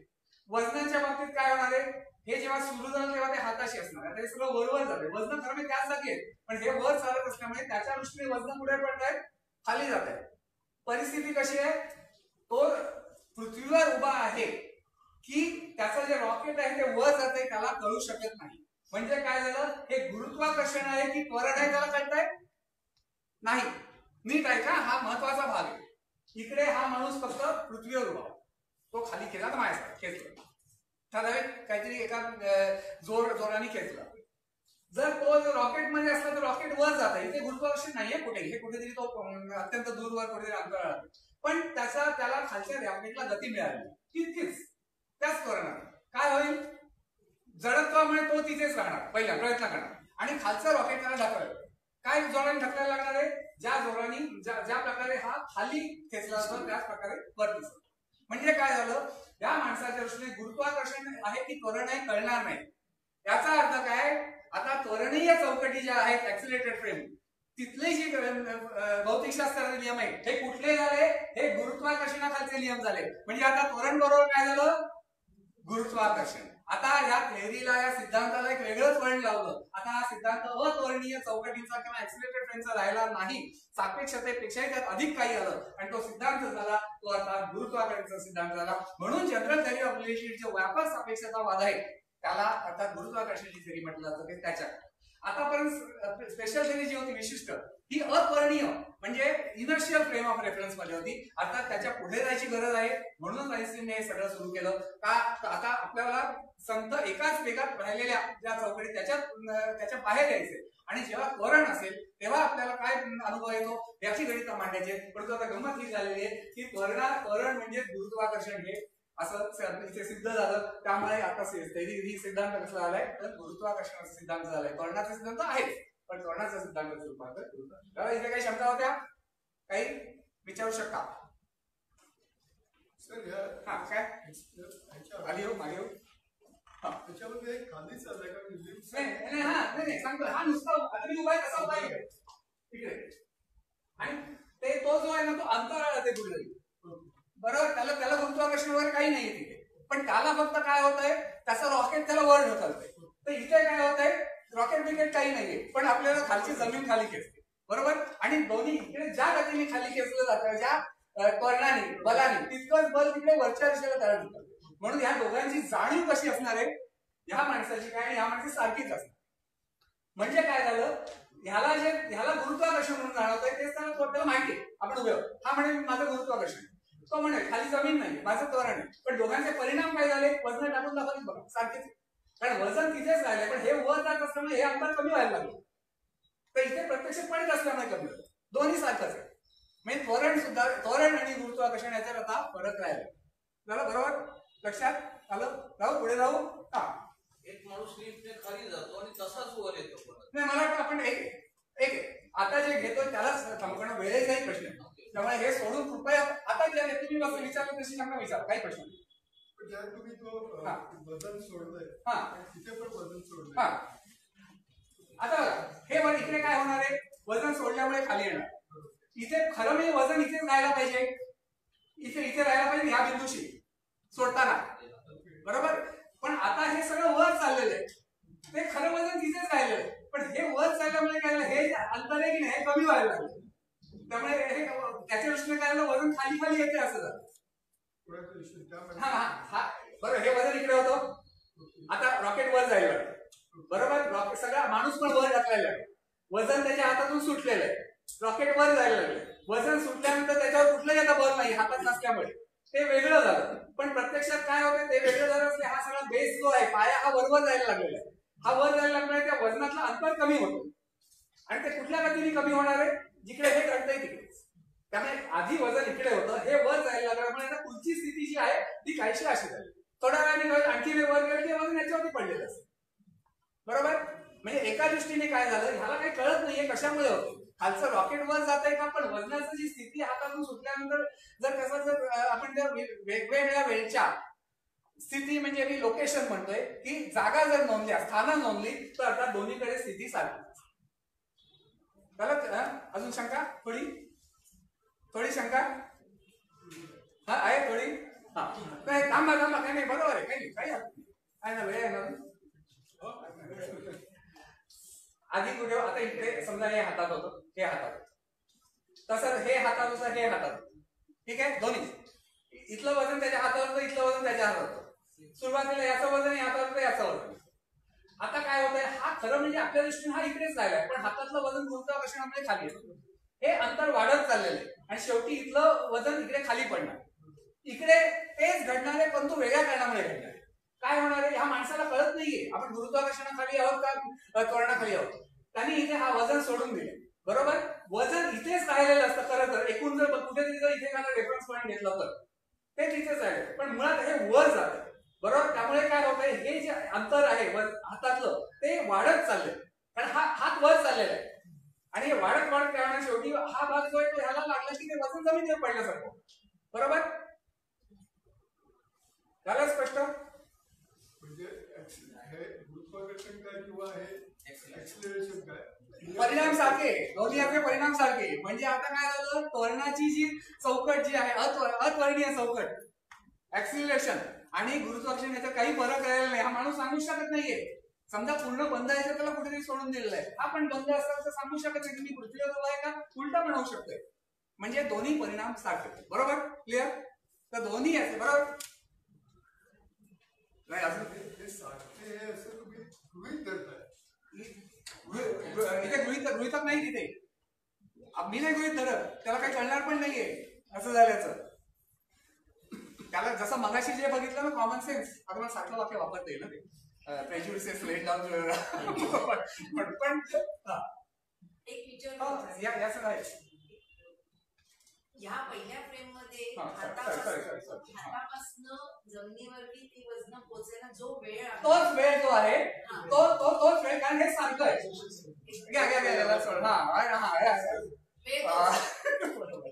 बरोबर. हा जो वेळ लागेल तोच वेळ तिकडे. हे जर वेगळं असतं ना तर बाकी फरक आहे, बरोबर. तुमची जी कॉमेंट याच्यावरची आहे ती अत्यंत स्पष्ट करणारी आहे, बरोबर. जायचं पुढे. म्हणजे आता गुरुत्वाकर्षण धोरण सांगतो. आता 1905 साली पहिला विशिष्ट सापेक्षता आला. 7 साली मग असा जो equivalence the principle of equation, मी शब्द मुळात मूळचे वापरत नाही जास्त, आपण सगळे मराठीतून जास्त पुढे जाऊ, कारण इथे हा काही भौतिकशास्त्राचे सगळे आहेत असं नाही. झालं. 9 साल उजाडलं. व्यापक सापेक्षतावादाच्या जुळवणीला सुरुवात झालेली आहे. गुरुत्वाकर्षण आता विशिष्ट सापेक्षतावादाचाच भाग बनायचा का, गुरुत्वाकर्षणाच्या समावेशासाठी विशिष्ट सापेक्षतावादाचा विस्तार करायचा, हा आता आइन्स्टाईन पुढचा प्रश्न. मोठा प्रश्न आहे हा. याच्यातच ते की त्याला आणखी जोर देऊन त्याचा आकार वाढवायचा. अजून काही माहित नाही, आता कुठे सुरुवात झालेली. भौतिकशास्त्राच्या नियमांचे स्वरूप सर्व प्रकारच्या संदर्भात चौकटीत सारखेच असणे अपेक्षित आहे, कारण मुळात रिलेटिव्हिटी आपण म्हणतोय तीच आहे. नियम जो कुठलाही असला, आता उदाहरणार्थ मॅक्सवेलची इक्वेशन घेऊ, सूत्र घेऊ मॅक्सवेलची सूत्र ह्या चौकटीत मग अपर्णीय, या चौकटीत काय त्या चौकटीत, त्यांचं एकूण स्वरूप हे सारखंच राहणार आहे. प्रत्यक्ष जे सूत्र आहे त्यात थोडासा बदल होईल, त्याला ते लोरेन्स फॅक्टर वगैरे लावून थोडासा बदल करायला लागेल, पण तो त्याचं जे सूत्र उदाहरणार्थ force is equal to mass into acceleration हे, बरोबर. मगाशी मी म्हटलं इक्वेशन घेणार ना, काही उदाहरणं देतो. एका चौकटीत दुसऱ्या चौकटीत गेल्यावर काय होईल? सापेक्षतावादाची सूत्र लागून त्यातल्या त्वरणाची किंमत बदलेल, वस्तुमानाची किंमत बदलेल, तसंच बलाची किंमत बदलेल, परंतु त्याचा एकूण म्हणजे त्या त्या संदर्भ चौकटीनुसार बदलेल, पण त्याचं एकूण स्वरूप force is equal to mass into acceleration हे तसंच राहणार आहे. म्हणजेच काय झालं, फॉर्म हा इनव्हॅरियंट झाला आणि इक्वेशन जी आहे ती कोव्हॅरियंट झाली. तुम्ही संदर्भ चौकट बदला त्याचं ती बदलतो, पण मुळात त्याचं स्वरूप जे आहे मॅक्सवेलचं इक्वेशनचं तेच आहे. आणि तोच जो वैशिष्ट्य आहे ते आता मगाच्या विशिष्ट सापेक्षतावादाचं आहे. आता आपण शिकलोय तो व्यापक सापेक्षतावाद. आता इथे सुद्धा तेच लागू झालं पाहिजे. भौतिकशास्त्राचे नियमाचे स्वरूप सर्व प्रकारचे संदर्भ सारखेच असणे अपेक्षित, स्वरूप सारखं, प्रत्यक्ष सूत्र किंचितची बदल त्या संदर्भ चौकटी. 1911 मधल्या काळात आईन्स्टाईन गप्प नव्हतं. आईन्स्टाईनचं एकच काम नव्हतं, इतर अनेक कामं चालू होती. मध्ये थर्मोडायनामिक्स वरती पेपर आहेत, इतर काही काही वेगवेगळ्या विषयावरती होते. तसंच त्याचं इथून Bern to Zurich, Zurich to Prague, Prague to Zurich, Zurich to Berlin हे सगळं त्याच्यात आहे. आणि इथे माझ्या अंगाने इथे तो प्रागला आलेला वेगवेगळ्या त्याला होता, कारण त्याने हे बर्न कधी सोडलं, 9 साली सोडलं, 11ला आता तो प्राग. आता त्यांनी सापेक्षतावादाचा पाठपुरावा गांभीर्याने सुरू केलेला आहे. आता तो गुंतत चाललेला आहे त्याच्यात. आता परत पुढचं थोडस मग उदाहरण बघितलं. आता हे एक रॉकेट आहे. आता दोन्ही रॉकेट आहे, हे दोन्ही रॉकेट आहे. पहिल्या रॉकेटात काय, एक बाजूनी कोणीतरी प्रकाशाचा किरण, रॉकेट कुठेतरी उभं आहे अजून तळावरती, लॉन्चिंग पॅडवरती. या माणसाच्या दृष्टीने प्रकाश किरण कसा जाईल. आता समजा हे रॉकेट चालू आहे, तर काय होईल, त्याला चालू म्हणजे त्याला ऍक्सिलरेशन आहे, त्वरण आहे. काय होईल, हा जो बिंदू आहे हा याचा वेग वाढत चाललाय रॉकेटचा, मग याच्या दृष्टीने प्रकाश काय जवळ जवळ तर येणारच, पण तो जसं रॉकेटचा वेग वाढत जाईल तो अधिकाधिक वेगाने जवळ जवळ. समजा हे रॉकेट समजा एकाच वेगाने जात तर कदाचित ही रेषा अशी दाखवली असते, बरोबर, ठीक आहे, तो जवळ येतो पण एका ठराविक वेगाने जवळ होतो. पण आता काय होतं, याच्या त्वरणामुळे हा असा असा असा, बरोबर, त्याचा याच्या दृष्टीने त्याचा मार्ग असा वाकडा वक्ररेषेच्या स्वरूपात. पण गंमत काय, हे रॉकेट त्वरणाखाली आहे. मग अशी काय म्हटलं, त्वरण म्हणजे गुरुत्वाकर्षण. जर त्वरणाखाली हा मार्ग वाकडा वक्र झालेला असला तर प्रकाशाचा मार्ग गुरुत्वाकर्षणाखालीही वक्र व्हायला हवा. आईन्स्टाईनचं आता एक एक त्यातून जे वैशिष्ट्य बाहेर यायला लागले व्यापक सापेक्षतावाद ती अशी, म्हणजे गुरुत्वाकर्षणाचा किंवा त्वरणाचाही प्रकाशावर परिणाम. मग हे तपासायचं कसं, सोपं आहे. आईन्स्टाईन हा सूर्य आहे, आपण इकडे आहोत, बरोबर, एखादा तारा इकडे आहे, सूर्य नसता समजा इथे तो तारा इथे दिसला. जर बाजूला जर सूर्य आला तर सूर्याच्या गुरुत्वाकर्षणामुळे, आता म्हटलं गुरुत्वाकर्षणामुळे प्रकाश वक्र होतो, त्याचा मार्ग असा बदलतो, बरोबर. म्हणजे त्याचा मार्ग कुठे जायला दिसणार आहे, आता असा दिसणार, बरोबर. जो असा दिसायला पाहिजे म्हणजे असा दिसणार, कारण इथून येणारा प्रकाश असा, उलट बोललो. इकडे जो आहे तो प्रकाशाचा मार्ग असा बदलल्यामुळे याला आता कुठे दिसायला पाहिजे, इकडे. जर सूर्य नसता तर असा दिसला, बरोबर, सूर्य दिसला असा दिसला. आता सूर्य असल्यामुळे त्याचा मार्ग असा ना, आता तो इथे दिसला. तारेची जागा बदलली, ती कधी शोधता येईल, सूर्याजवळचे तारे तर दिसणार नाही, तर अर्थातच खग्रास सूर्यग्रहणात हे मापन शक्य. सूर्याची जेव्हा सूर्यबिंब झाकलं गेलेलं असतं, ताऱ्याचे असताना किती बदल व्हायला पाहिजे, अगदी जवळचा तारा असेल त्याच्यामुळे सुमारे 83 सेकंद. सेकंद म्हणजे किती, मिनिटाचा 60वा भाग हा अंशाचा 60वा भाग हा मिनिट, मिनिटाचा 60वा भाग हा सेकंद. तर 1 सेकंदाहून कमी, पण एवढा फरक व्हायला पाहिजे हे आईन्स्टाईनचं गणित दाखवतो. हे मूल्य लक्षात ठेवा, 83 इथेच काही गोंधळ थोडासा व्हायची शक्यता, बरोबर, ठीक आहे. दुसरं काय व्हायला पाहिजे, त्याचं मापन द्या 83चं काय अंश आहे की आपला अंश, हा कोण, बरोबर, हा कोण, अंशाचा 60वा भाग हा मिनिट आणि मिनिटाचा 60वा भाग हा सेकंद. म्हणजे अंशाचा 36वा भाग म्हणजे एक, तर त्याच्यामुळे थोडासा कमी एवढा फरक पडेल. अजून मोजायला वेळ ते होणार. दुसरा, गुरुत्वाकर्षणामुळे प्रकाशावर परिणाम होतो. जर हा सूर्यापासून निघालेले प्रकाश किरण पृथ्वीवर पोहोचत आहे, प्रत्यक्ष सूर्य सुद्धा यातली ऊर्जा काढून घेतो गुरुत्वाकर्षणामुळे, कारण त्याच्यावर परिणाम. हे दुसरं गणिताच्या द्वारे दाखवता येतं. त्यामुळे निळ्या प्रकाशाची ऊर्जा नेहमी जास्त असते, लाल प्रकाशाची ऊर्जा कमी असते. म्हणून मी या चित्रात असं दाखवलं की आधी जो निळा होता ऊर्जा कमी कमी होत पृथ्वीवर पोहोचेपर्यंत त्याची ऊर्जा कमी होती. म्हणजे प्रकाश जो मूळ स्रोतापासून निघतो त्याच्या आपल्यापर्यंत पोहोचेपर्यंत स्रोत जर गुरुत्वाकर्षणाच्या जवळ असला तर आपल्याकडून ऊर्जा कमी झाली. हा प्रयोग करून बघितलेला आहे जेफरसन टॉवर्स मध्ये 59 साली पॉन्ड रेप्का म्हणून जो प्रयोग केला गेला.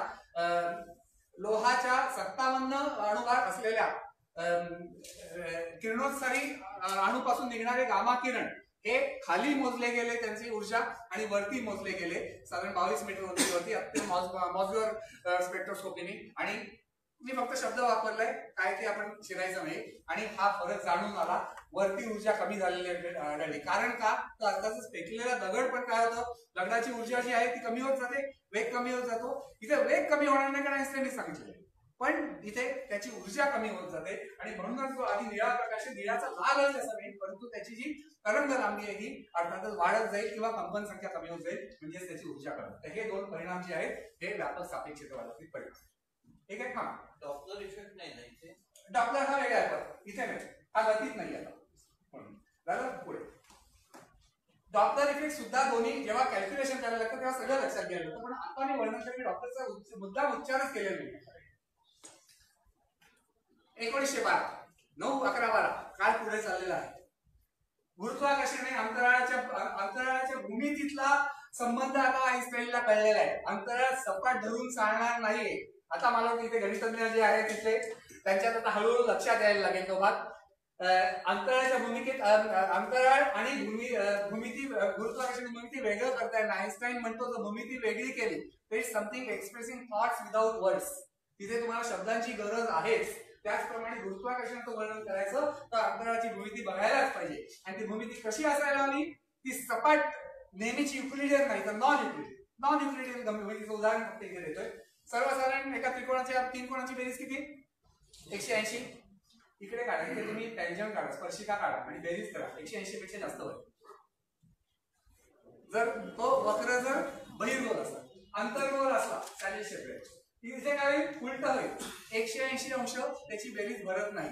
म्हणजे युक्लिडियन जॉमेट्री जी आहे त्यात भूमिती आहे त्या तिन्ही कोणांची बेरीज 180 अंश भरायला पाहिजे, ती इथे भरत नाही. आणि अशी जी नॉन युक्लिडियन केमिस्ट्री आहे रिमानियन, ती आता इथे वापरायला लागणार आहे आईन्स्टाईन.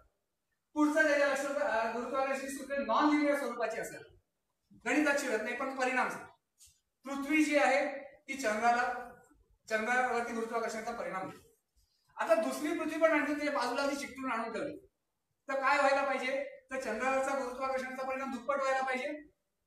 दुप्पट नाही, तिथली इक्वेशन सूत्र वेगळी आहे, त्यामुळे त्याचा परिणाम आणखीन वेगळा होतो. त्यामुळे ही सूत्र अत्यंत गुंतागुंतीची होतात. याला नॉन लिनियर म्हणतात. सरळ जर दुप्पट असतं चौपट तर गोष्ट वेगळी होती, तर ती लिनियर सूत्र झाली.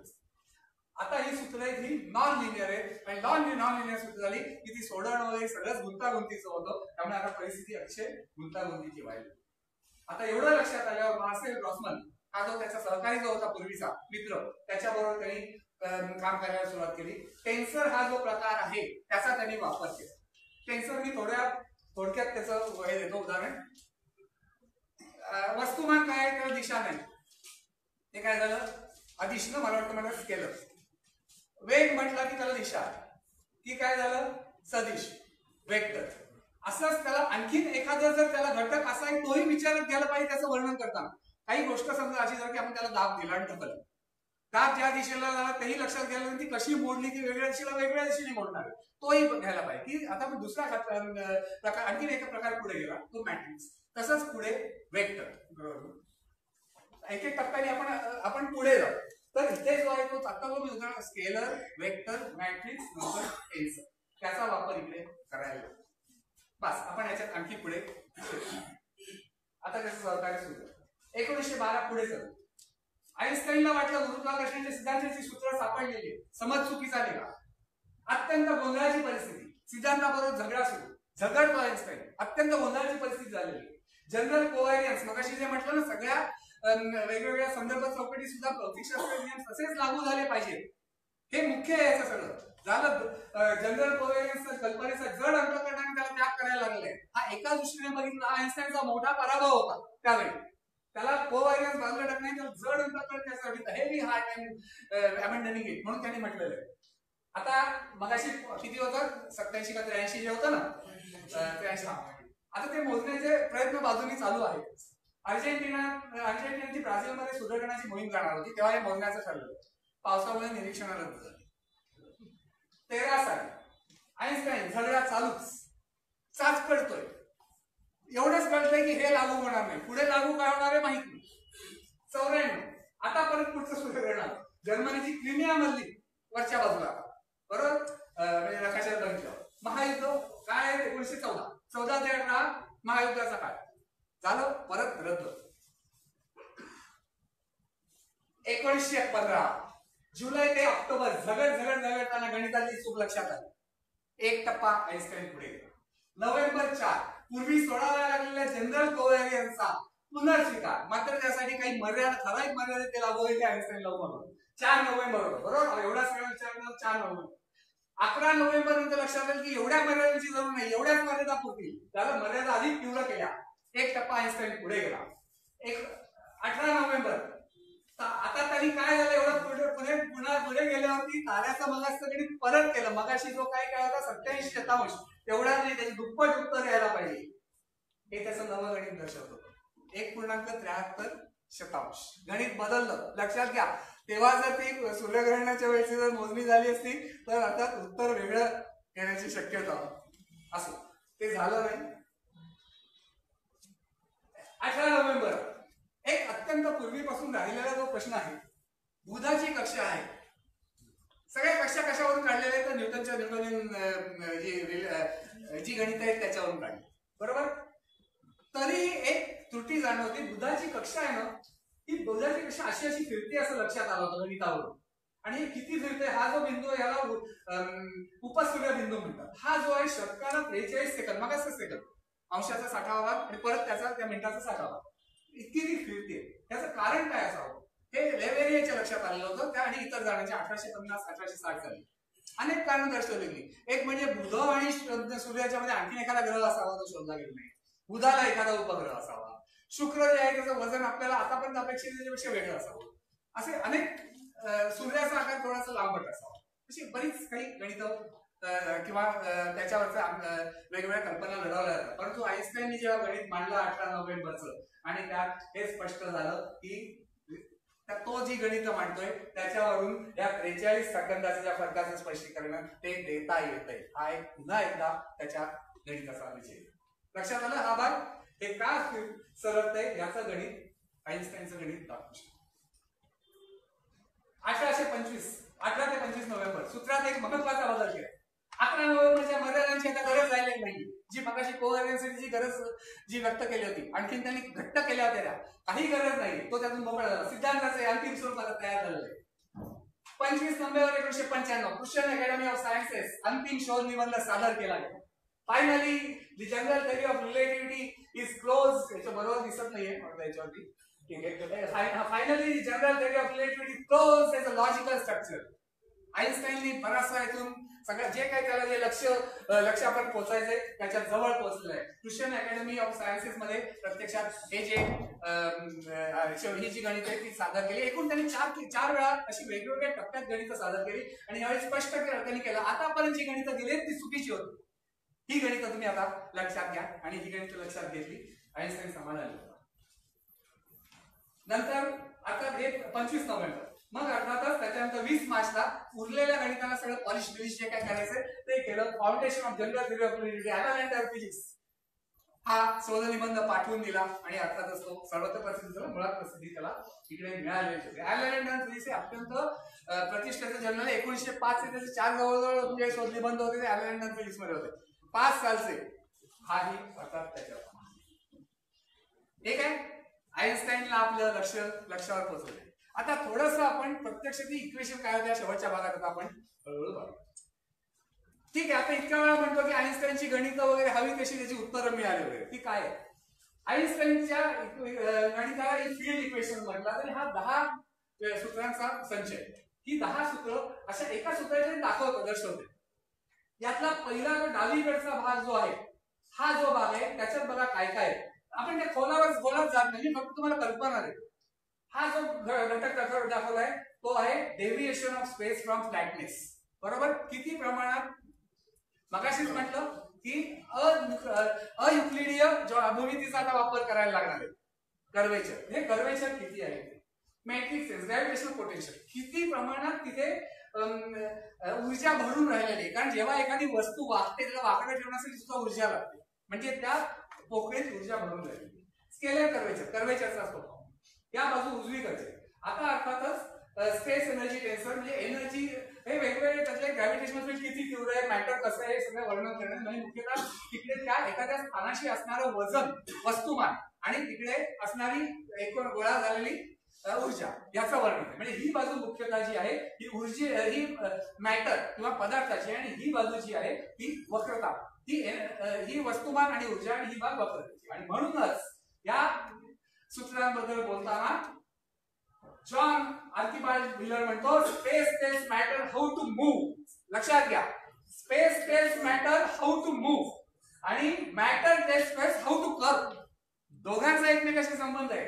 Space tells matter how to move, एखादा ग्रह जो आहे सूर्याभोवती त्याने कसं फिरायचं त्याचं वर्णन कसं, आणि त्याचबरोबर तो हल्ला की काय होणार आहे, त्याच्या तो ज्या अंतरावर आहे त्या अंतरावर परत ते वक्र होणार आहे. बरोबर, त्यामुळे matter tells space how to curve अत्यंत सुंदररित्या याचं विश्लेषण जॉन आर्किबाल्ड व्हीलरने केलेलं आहे. ही जी आहे ती जगप्रसिद्ध इक्वेशन या सूत्रांवरती अक्षरशः विश्वाचं रूप सुद्धा उभं आहे. वेगवेगळी जी तारूप आहे ती या चित्र सोपं आहे. मगाशी सूत्र होती, आता प्रत्यक्षात हे जे आहे अंतराळ दाखवले.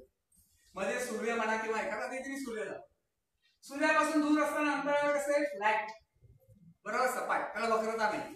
सूर्याच्या जवळ जा, त्याला वक्रता यायला लागली. बरोबर, वक्रता यायला लागली. जितकं जवळ जा तितकं सगळं, एखादा प्रकाशाचा किरण किंवा वस्तू इथून गेली तरी सरळ अशी निघून जाईल.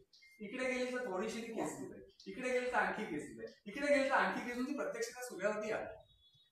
आता जर एखादी वस्तू तिरकी गेली तर काय होईल, तर तिथल्या तिथे जे काही वक्रपणा असेल त्या अंतराळाचा त्यानुसार ती वस्तू फिरत राहील. आणि ह्या वक्रपणामुळेच सगळे ग्रह जे आहेत हे सूर्याभोवती फिरतायत, चंद्र जो आहे तो पृथ्वीभोवती फिरतायत. हे सगळे जे आकाशात अवकाशस्थ असले या अंतराळाच्या वक्रतेमुळेच हे घडून येत आहे. आईन्स्टाईनने काय केलं, न्यूटनच्या दृष्टीने अंतराळ हे अर्थात सपाट होतं, निर्जीव होतं. आईन्स्टाईनने त्याला अर्थात त्याला जिवंतपणा आणला. कसा जिवंतपणा आणला तो आपण बघू एका 2 मिनिटानंतर. हा शेवटचा भाग आपण दरम्यान तारीख आली 1919, 15 साली हे सगळं दिल्यानंतर सूर्यग्रहणाच्या परिसरातले जर तारे जर बघितले तर आपल्याला त्याच्यावरून जे मुख्यतः प्रकाशावर जो परिणाम होतो तो आपल्याला काढता येईल. त्याच्यासाठी आर्थर एडिंग्टन जो ताऱ्याच्या अंतर्भागातील ऊर्जा जी आहे त्याच्याबद्दलची गणितं मांडणारा, आत उष्णता कशी, ऊर्जा कशी निर्माण होते, त्यांनी आता पुढाकार घेतला. 2 मोहिमा गेल्या. एक गेली प्रिन्सिपिला जी पश्चिम आफ्रिकेच्या बाजू जवळच असलेल्या बेटावर, दुसरी सोब्राल. मुद्दाम 2 पाठवले, एका ठिकाणी पाऊस असला काही झालं तर दुसरीकडे निदान तिथली उत्तरं फुकट जाऊ, तिथली निरीक्षण फुकट जाऊ, इथली जाऊ नये म्हणून तिकडे सोब्रालला, ब्राझील जवळ. इथलं प्रिन्सिपीचं जे नेतृत्व आहे स्वतः एकूण एडिंग्टनच बघ होता. एडिंग्टननी इथे उपस्थिती होती, एडिंग्टन, दुसरी क्रॉमलेनची उपस्थिती. आणि 29 मेला ही सगळी निरीक्षणं केली गेली. त्याच्यानंतर 2 महिन्यानंतर पुन्हा निरीक्षणं केली गेली, ग्रहण नसताना, सूर्य दूर गेल्यानंतर. दोन्हीकडचे जे आता हे छायाचित्र आणि ते छायाचित्र यांची तुलना केली. त्या 2 रेषांच्या मध्ये जे तारे आहेत दिसत नाही, फार पुसळे, त्या ताऱ्यांच्या प्रत्यक्ष स्थानं काढली गेली आता. आणि 2 महिन्यानंतर त्यांची तुलना केल्यानंतर अर्थातच 1.61 एवढं ताऱ्यांच्या स्थानात फरक पडलेला आहे. सप्टेंबर, लोरेन्झने ऑगस्ट मध्येच आईन्स्टाईनला कळवलं की असा फरक सापडलेला आहे. सप्टेंबरमध्ये अधिकृत एडिंग्टननी हे जाहीर केलं की आईन्स्टाईनच्या म्हणण्यानुसार प्रकाश वक्र होतोय आणि त्याची निरीक्षणं ही आहे. गंमत बघा, एडिंग्टन ब्रिटिश, आईन्स्टाईन जर्मन. 14 ते 18चं युद्ध नुकतंच संपलं, तरी सुद्धा वैज्ञानिक क्षेत्रात किती सुंदर दोघांचा समन्वय आहे ते बघा. खरं म्हणजे तसं बघितलं तर जर राजकीय दृष्ट्या बघितलं तर दोन्ही एकमेकांचे विरोध, परंतु एकमेकांना पूरक हे काम केलं झालं. हे निकाल आल्याबरोबर सर्वत्र बातमी, आईन्स्टाईन महामानव ठरला पृथ्वीवरचा. एक शीर्षक बघा, New York Times, lights for rescue in the heavens, Einstein 3 times rescue, म्हणजे पिळलं अक्षरशः. बरोबर, खाली London Times, revolution in science, new theory of the universe, Newtonian ideas overthrown. Newtonian ideas are overthrown. आता नव्या आयडियाज कोणाच्या आहेत, नव्या कल्पना कोणाच्या आहेत, तर आईन्स्टाईनच्या. एडिंग्टन अभिमानाने नंतर म्हणतो, नंतर एकदा, the most exciting event I recall in my on connection with astronomy. आता मी जो उल्लेख केला, दोन्ही देश वेगळे आहेत, विज्ञानाला सीमा नव्हती. म्हणून एडिंग्टननी स्वतःहून सांगितलं नंतर की most exciting event I recall in my on connection with astronomy. आता शेवटच्या अगदी शेवटी येतात. आतापर्यंत जी स्पेस होती, बरोबर, अंतराळ, त्याच्या बाबतीत माझ्याकडे मी हळूहळू जातोय त्याच्या बाबतीत न्यूटन काय म्हणत होतं? न्यूटनच्या दृष्टीने स्पेस किंवा अंतराळ काय होतं? अर्थातच निरपेक्ष होते, ते काही घडत नाही. ते इतर वगैरे होतं गोष्ट ठीक आहे. तर प्रिन्सिपल न्यूटननी काय केलं? Absolute space in its own nature without relation to anything external remains always similar and immutable. त्यात काही बदल घडत नाही.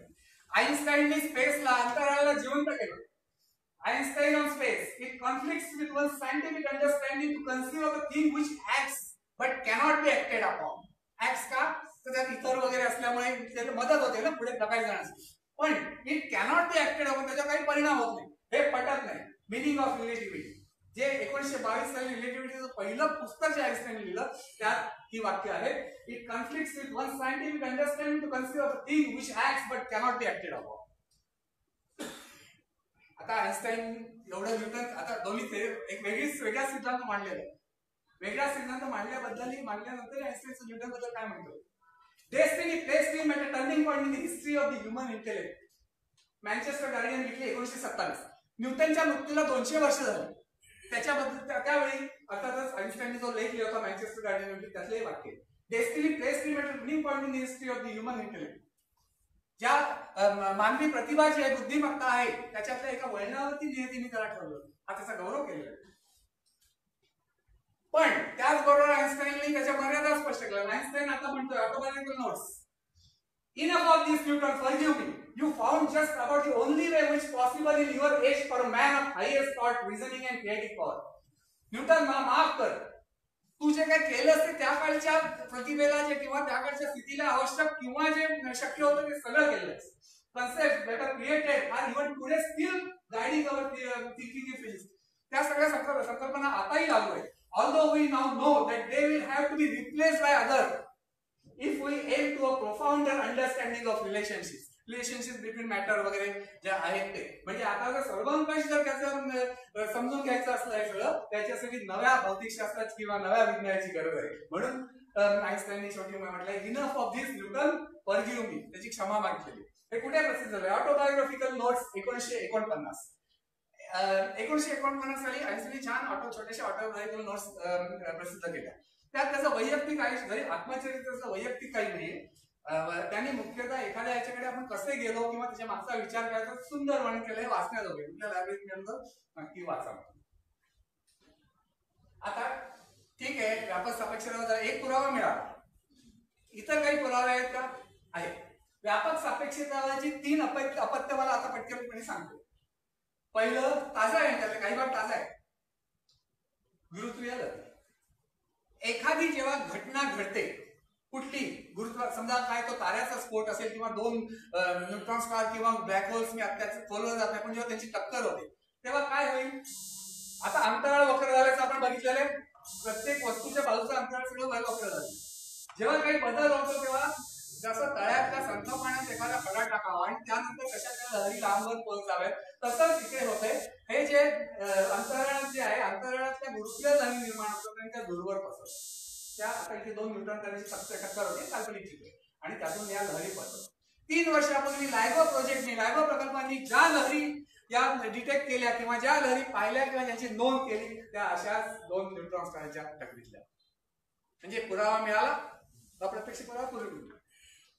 कृष्णविवर छायाचित्र नाव आहे, गेल्या महिन्यातलं छायाचित्र आहे, जे अर्थातच अलीकडेच जे प्रसिद्ध झालं आणि जवळजवळ 2 वर्ष याच्यावरती प्रचंड काम करून या छायाचित्राची निर्मिती केली गेली. असं पटकन छायाचित्र मिळालेलं नाही, तर ते जे मिळालेले ते छायाचित्र जे आहे त्याच्यावर प्रचंड प्रमाणात प्रोसेसिंग करणार. 2 वर्ष त्याच्यावर बरेचसे कॉम्प्युटर प्रोग्राम वगैरे चालवायला लागले आणि अखेर कृष्णविवराचं छायाचित्र मिळालं. गुरुत्वीय विंग मुद्दा काय होतं? समजा इकडे एखादी दीर्घिका आहे, पुढे मध्ये काहीतरी वजनदार वस्तू आहे, हे बाजूने जाणारे किरण भिंगासारखा परिणाम होऊन असे वळून येतात. तसंच झालंय हे जे हा क्वासार आहे. म्हणजे साधारणपणे त्याला असं म्हणतात की दीर्घिका निर्माण व्हायची अगोदरची स्थिती ती याच्या पलीकडे आहे आणि ही एक वजनदार दीर्घिका आहे. पण ते किरण काय झाले की असे जाणं अन्यथा आपल्याकडे पोहोचले नसते.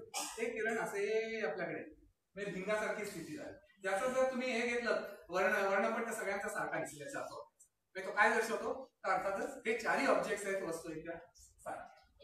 हा काय काय हा एक्झाम्पल म्हणून पुरावा म्हणून हा काय वक्र म्हणजे विवर म्हणजे ते वक्र नाही काय होतं मी येतो जरा एक दोन ठीक आहे आता सांगतो. वक्र जे होतं की नाही कुठलं म्हणतो गुरुत्वाधारी म्हणजे की कृष्णविवर म्हणतो. कृष्णविवरशी याचा काही संबंध नाही आता. हा कृष्णविवर म्हणजे तारा मृत्यू पावतो तेव्हा खुद्दा त्याचा जो गाभा आहे हा इतका आकसतो एक आता स्वतःच गुरुत्वाकर्षणामुळे ते कृष्णविवर निर्माणाचं एक कारण. परंतु मोठ्या ज्या दीर्घिका आहेत त्यांच्या केंद्राशी अगदी आपल्या दीर्घिकेच्या केंद्राशी सुद्धा मोठी कित्येक लक्ष सूर्याच्या पटीत वजन असणारी अशी केंद्रस्थानी कृष्णविवर आहे. तर आत्ताचं जे कृष्ण आहे M87 ही जी दीर्घिका आहे त्याला नाव आहेत मेसिया नंबर दिले. M87 दीर्घिकेच्या केंद्राशी असणाऱ्या दीर्घिकेचं हे चित्र आणि त्याच्या हे जो काळा जो भाग आहे हा काळा भाग म्हणजे मुख्य कृष्णविवर आहे आणि बाजूचा जो भाग आहे कृष्णविवरात नेहमी काय होतं मी सुरुवातीला सांगितलं म्हणजे विषयांतर होतंय का असं मला वाटलं पण तुम्ही प्रश्न विचारल्यामुळे मी त्याच्याकडे येतो. बाजूचे जे पदार्थ असतात कृष्णविवर म्हणजे काय इतका त्याचं गुरुत्वाकर्षण असतं की त्यातून प्रकाशही निसटू शकत नाही बरोबर. त्याच्यावर आलेला प्रकाश ते शोषून घेतो. याचा अर्थ असा नव्हे की ठराविक अंतराच्या पलीकडचा प्रकाशही तो शोषून घेतो. तर याच्या बाहेरचा प्रकाश तो शोषून घेत नाही पण ह्यातलं बराचसा पदार्थ सतत आत पडत असतात आणि त्यांना इतकी ऊर्जा प्राप्त होते की त्यातून क्ष किरण आणि रेडिओ किरण वगैरे सगळे बाहेर पडायला लागतात. तर ती स्थिती ही आहे मुख्य कृष्णविवर आहे आणि त्याच्या बाजूची जी ऍक्टिव्हेशन डिस्क आहे ती ही आहे आणि ते जे आहे त्याचं चित्र आता टिपलं गेलेलं आहे. मग मी थोडासा उल्लेख करणार आता झालेलाच आहे त्यामुळे आईन्स्टाईन एवढं प्रचंड काम केलं. गमतीत असं म्हटलं जातं की आईन्स्टाईनने रिलेटिव्हिटी जरी नसती शोधली तरी सुद्धा तो महामानव किंवा एक महामानवापेक्षा महान शास्त्रज्ञ ठरला. खुद्द आईन्स्टाईनला विचारलं की तुम्हाला तुमच्या एवढ्या कार्याबद्दल काय वाटतं. आईन्स्टाईन फार छान गमतशीर उत्तर किंवा ते त्याचं मनातले विचार You imagine that I look back on my life's work with calm satisfaction. तुम्हाला वाटेल की मी अत्यंत माझ्या जीवनाबद्दल सगळ्या कामाबद्दल अत्यंत समाधानी आहे. But from the nearby it looks different. परिस्थिती वेगळी आहे. There is not a single concept of which I am convinced that it will stand firm. अशी एकही कल्पना नाही की मी ज्याच्यावर पूर्णपणे समाधानी आणि निश्चित अगदी ठामपणे मी माझा मत व्यक्त करू शकतो. And I feel uncertain whether I am in general on the right track or not. मी खरोखर योग्य मार्गावर चाललोय की नाही हेही मला कदाचित या जाणीवेमुळेच आईन्स्टाईन आणखी पुढे पुढे जाऊ शकतो.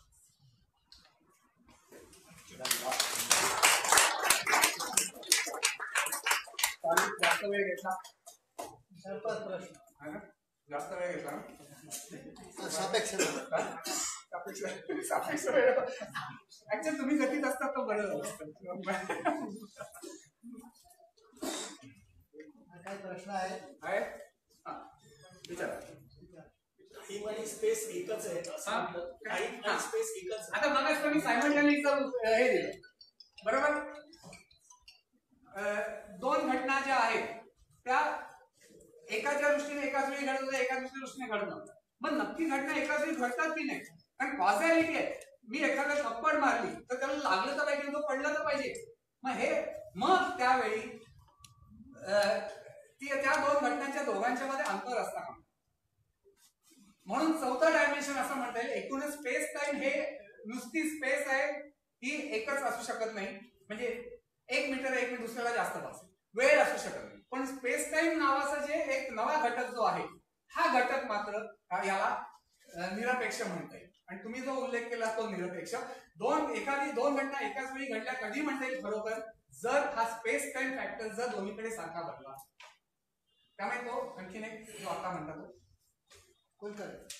विश्वाची अशी काही निरीक्षणं आता सध्या आहेत का की ज्याच्यामध्ये इव्हन आईन्स्टाईनच्या पॉप्युलेशन्सला सुद्धा आव्हान मिळू शकेल. काय आता विश्वाची तुम्ही जे म्हणालात आईन्स्टाईनचं जे विश्व होतं त्याच्या दुसऱ्या गमतशीर बाब पण हे झाल्यानंतर आईन्स्टाईन शेवटी कॉस्मॉलॉजी जी आहे, आईन्स्टाईन लगेच आपल्या कॉस्मॉलॉजीचे प्रयोग करणं हे सुद्धा सुरू केले, म्हणजे त्याच्यावरचे पेपर्स. आणि त्याच्यात त्याला आढळलं की विश्व हे प्रसरण पावते.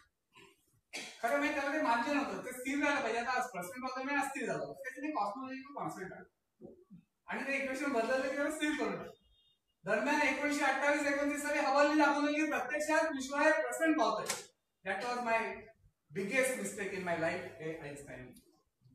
पण रिलेटिव्हिटीचा भाग आहे, त्याचे तरी अजून पुरावे त्याच्या विरोध, म्हणजे काही रिलेटिव्हिटी तो कॉस्मॉलॉजीचा भाग आहे जो त्यांनी त्या स्वतःच्या इक्वेशनला डिराईव्ह. अशी काही शक्यता आहे का की अजून जोपर्यंत शक्यता सांगता येत, अशी शक्यता कधीच सांगता येणार नाही जेव्हा जोपर्यंत पुरावा मिळत नाही तोपर्यंत. म्हणजे इव्हन अशी शक्यता पण आहे की आईन्स्टाईनच्या पॉस्ट्युलेशन्सला सुद्धा आव्हान दिला गेलाय, पण तो सिद्ध करायला लागतो. आतापर्यंत काय होतंय, लायबरला लहरी सापडल्या, M87 मध्ये कृष्णविवर सापडले, आधी आईन्स्टाईन क्रॉस जो मी दाखवला मगाशी 4 वेगवेगळे, तो पण सापडला. जोपर्यंत स्पष्टपणे तुम्हाला त्याच्या विरोधात पुरावा मिळत नाही तोपर्यंत आधीच्या गृहीतकांना ज्या बाबतीत पुरावा मिळालेला आहे ती स्वीकारार्हच ठरते. Big bang theory steel value only only काय त्याला बिग बँगला विशेष आहे, पण नंतरच एक्सपांडिंग युनिव्हर्स आला मग मी एका जर्नल मध्ये वाचले की विश्व एका सेकंदाला 50 ते 60 किलोमीटर व्यास वाढतो. कारण एवढाच नसेल कारण असं त्याला सांगता येणार की प्रॉपर्टी आणि मग प्रसरण पावत असेल तर मग काही एन्क्लोजर आहे का? हा, त्यात शिरू नका, हा एक फार मोठा फिलॉसॉफिकल भाग असलेलाही प्रश्न आहे, त्याला उत्तर देण्याचा प्रयत्न केला गेलाय, पण आपण या आपल्या पातळीवरती न शिरलेलं बरं. प्रसरणाचा अर्थच बदलतात. कारण बरोबर हे म्हणजे पलीकडे मग तुम्हाला तसं आनंद पुढे काहीतरी आहे, मग ते कशात प्रसरण होतं यांचा प्रश्न आहे. एक्सपांडिंग बट अगेन्स्ट व्हॉट किंवा पुढे बरोबर काय रेफरन्स नाही एक्सपांडिंग. तुम्ही म्हणाला रेफरन्स कशाचा, तर ते माझ्याकडे काही फुग्यावरती जर का तुम्ही ठिपके काढले तर ते ठिपके दूर दूर जातात. बरोबर एवढाच प्रसरणाचा या पलीकडे काय याच्यामध्ये अर्थ नाहीये. कारण हे जैन नागरिकांनी म्हणून ते एक्सपांड अगेन्स्ट व्हॉट काहीतरी पाहिजे ना पलीकडे, मग तुम्ही पलीकडेपर्यंत ती डिफाईन करा. शेवटचा प्रश्न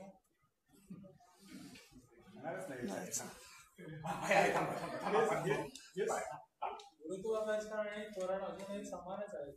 हो, दाखवलं ना त्यांनी तेच, त्यात तसा फरक पडणार नाही. आता उद्या आणखी कुठली वेगळी जर वेगळा सिद्धांत असतील तर गोष्ट वेगळी, की जो आता जे काही पुरावे दर्शवले त्यांनाही सामावून घेणारा पाहिजे. यातल्या एकही गोष्ट सोडून चालणार नाही. आईन्स्टाईननी नेमकं एवढं केलं की बऱ्याच सायन्स सामावून घेतलं जातं. आता पुढचं एक थोडंसं मी आता घ्यावी की सुरुवात कुठून केली आपण, स्पेशल थेरी पासून. जनरल थेरीमध्ये स्पेशल थेरी आज सामावून गेली जाते. मगाशी तुम्ही स्लाइड बघितली ना, रेषा ज्या होत्या इकडे कशी होती, स्पेस ती फ्लॅट होती, त्यामुळे इकडे सगळं न्यूटोनियन किंवा आधी स्पेशल थेरी ऑफ रिलेटिव्हिटी लावताय. पण इकडे काय लावायचं, पुढे जर गेलं तर अर्थात तुम्हाला जनरल थेरी वापरायचं. एका दृष्टीने हे एक्सटेन्शन आहे.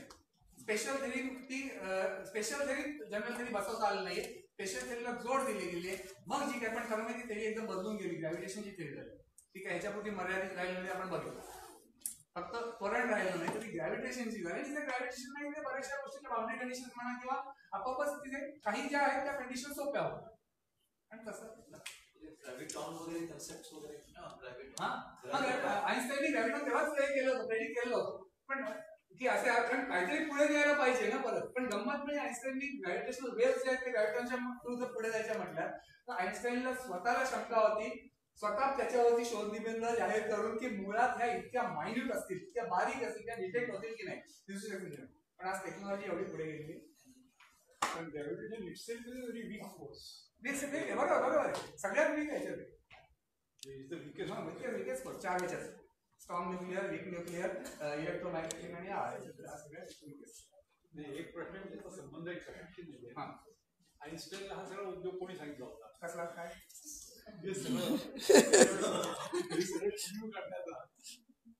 म्हणजे कशा त्याला त्या कल्पना येत गेल्या असतील एकातून एक. आता तुम्ही म्हणताय त्यांनी काही घेऊन ठेवलेले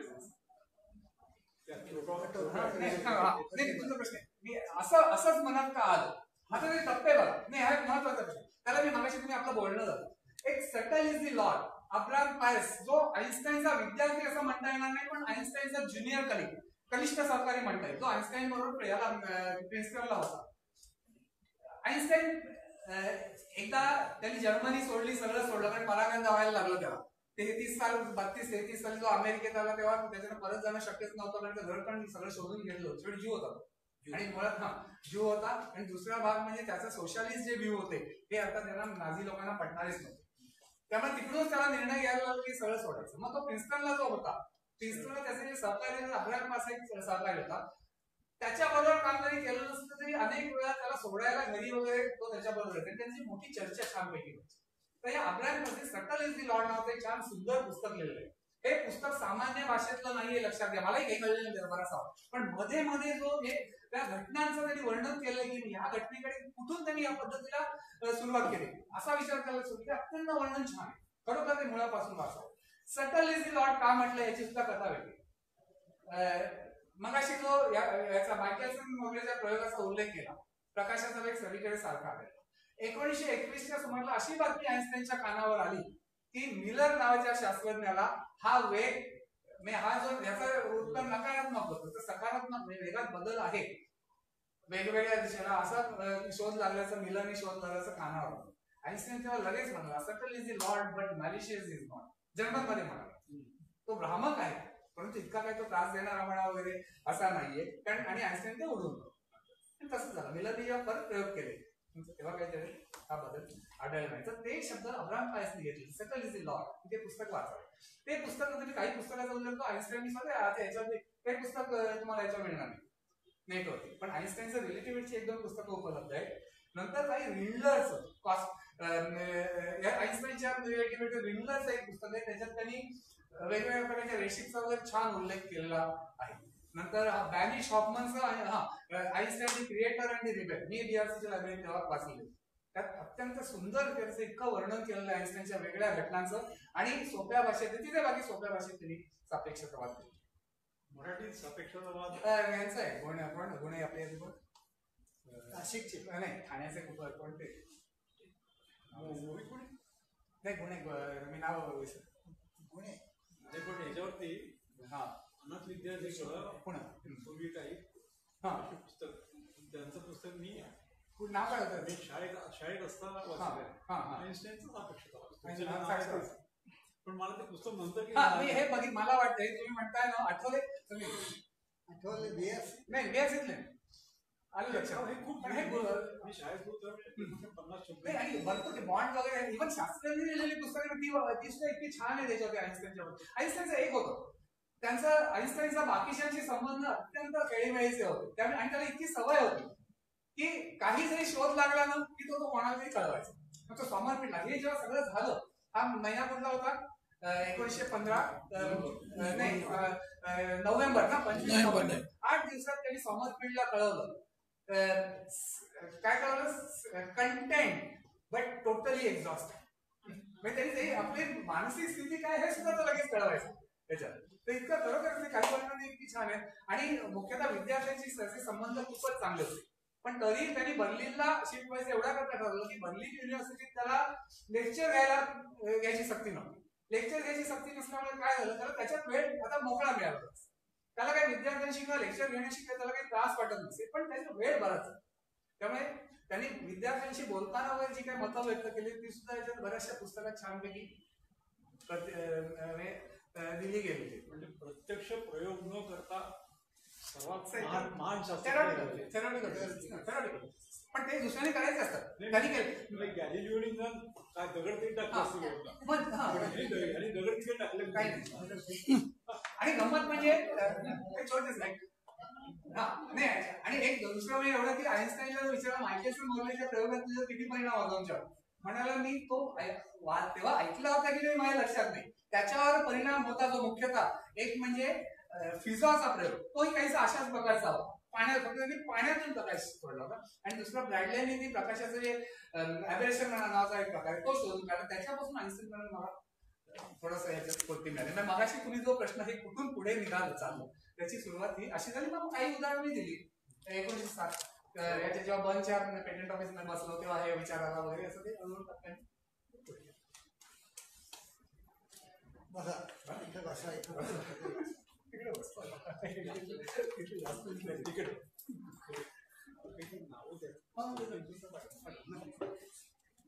विषय काहीसा समजला काहीसा गोंधळ टाकणारा होता.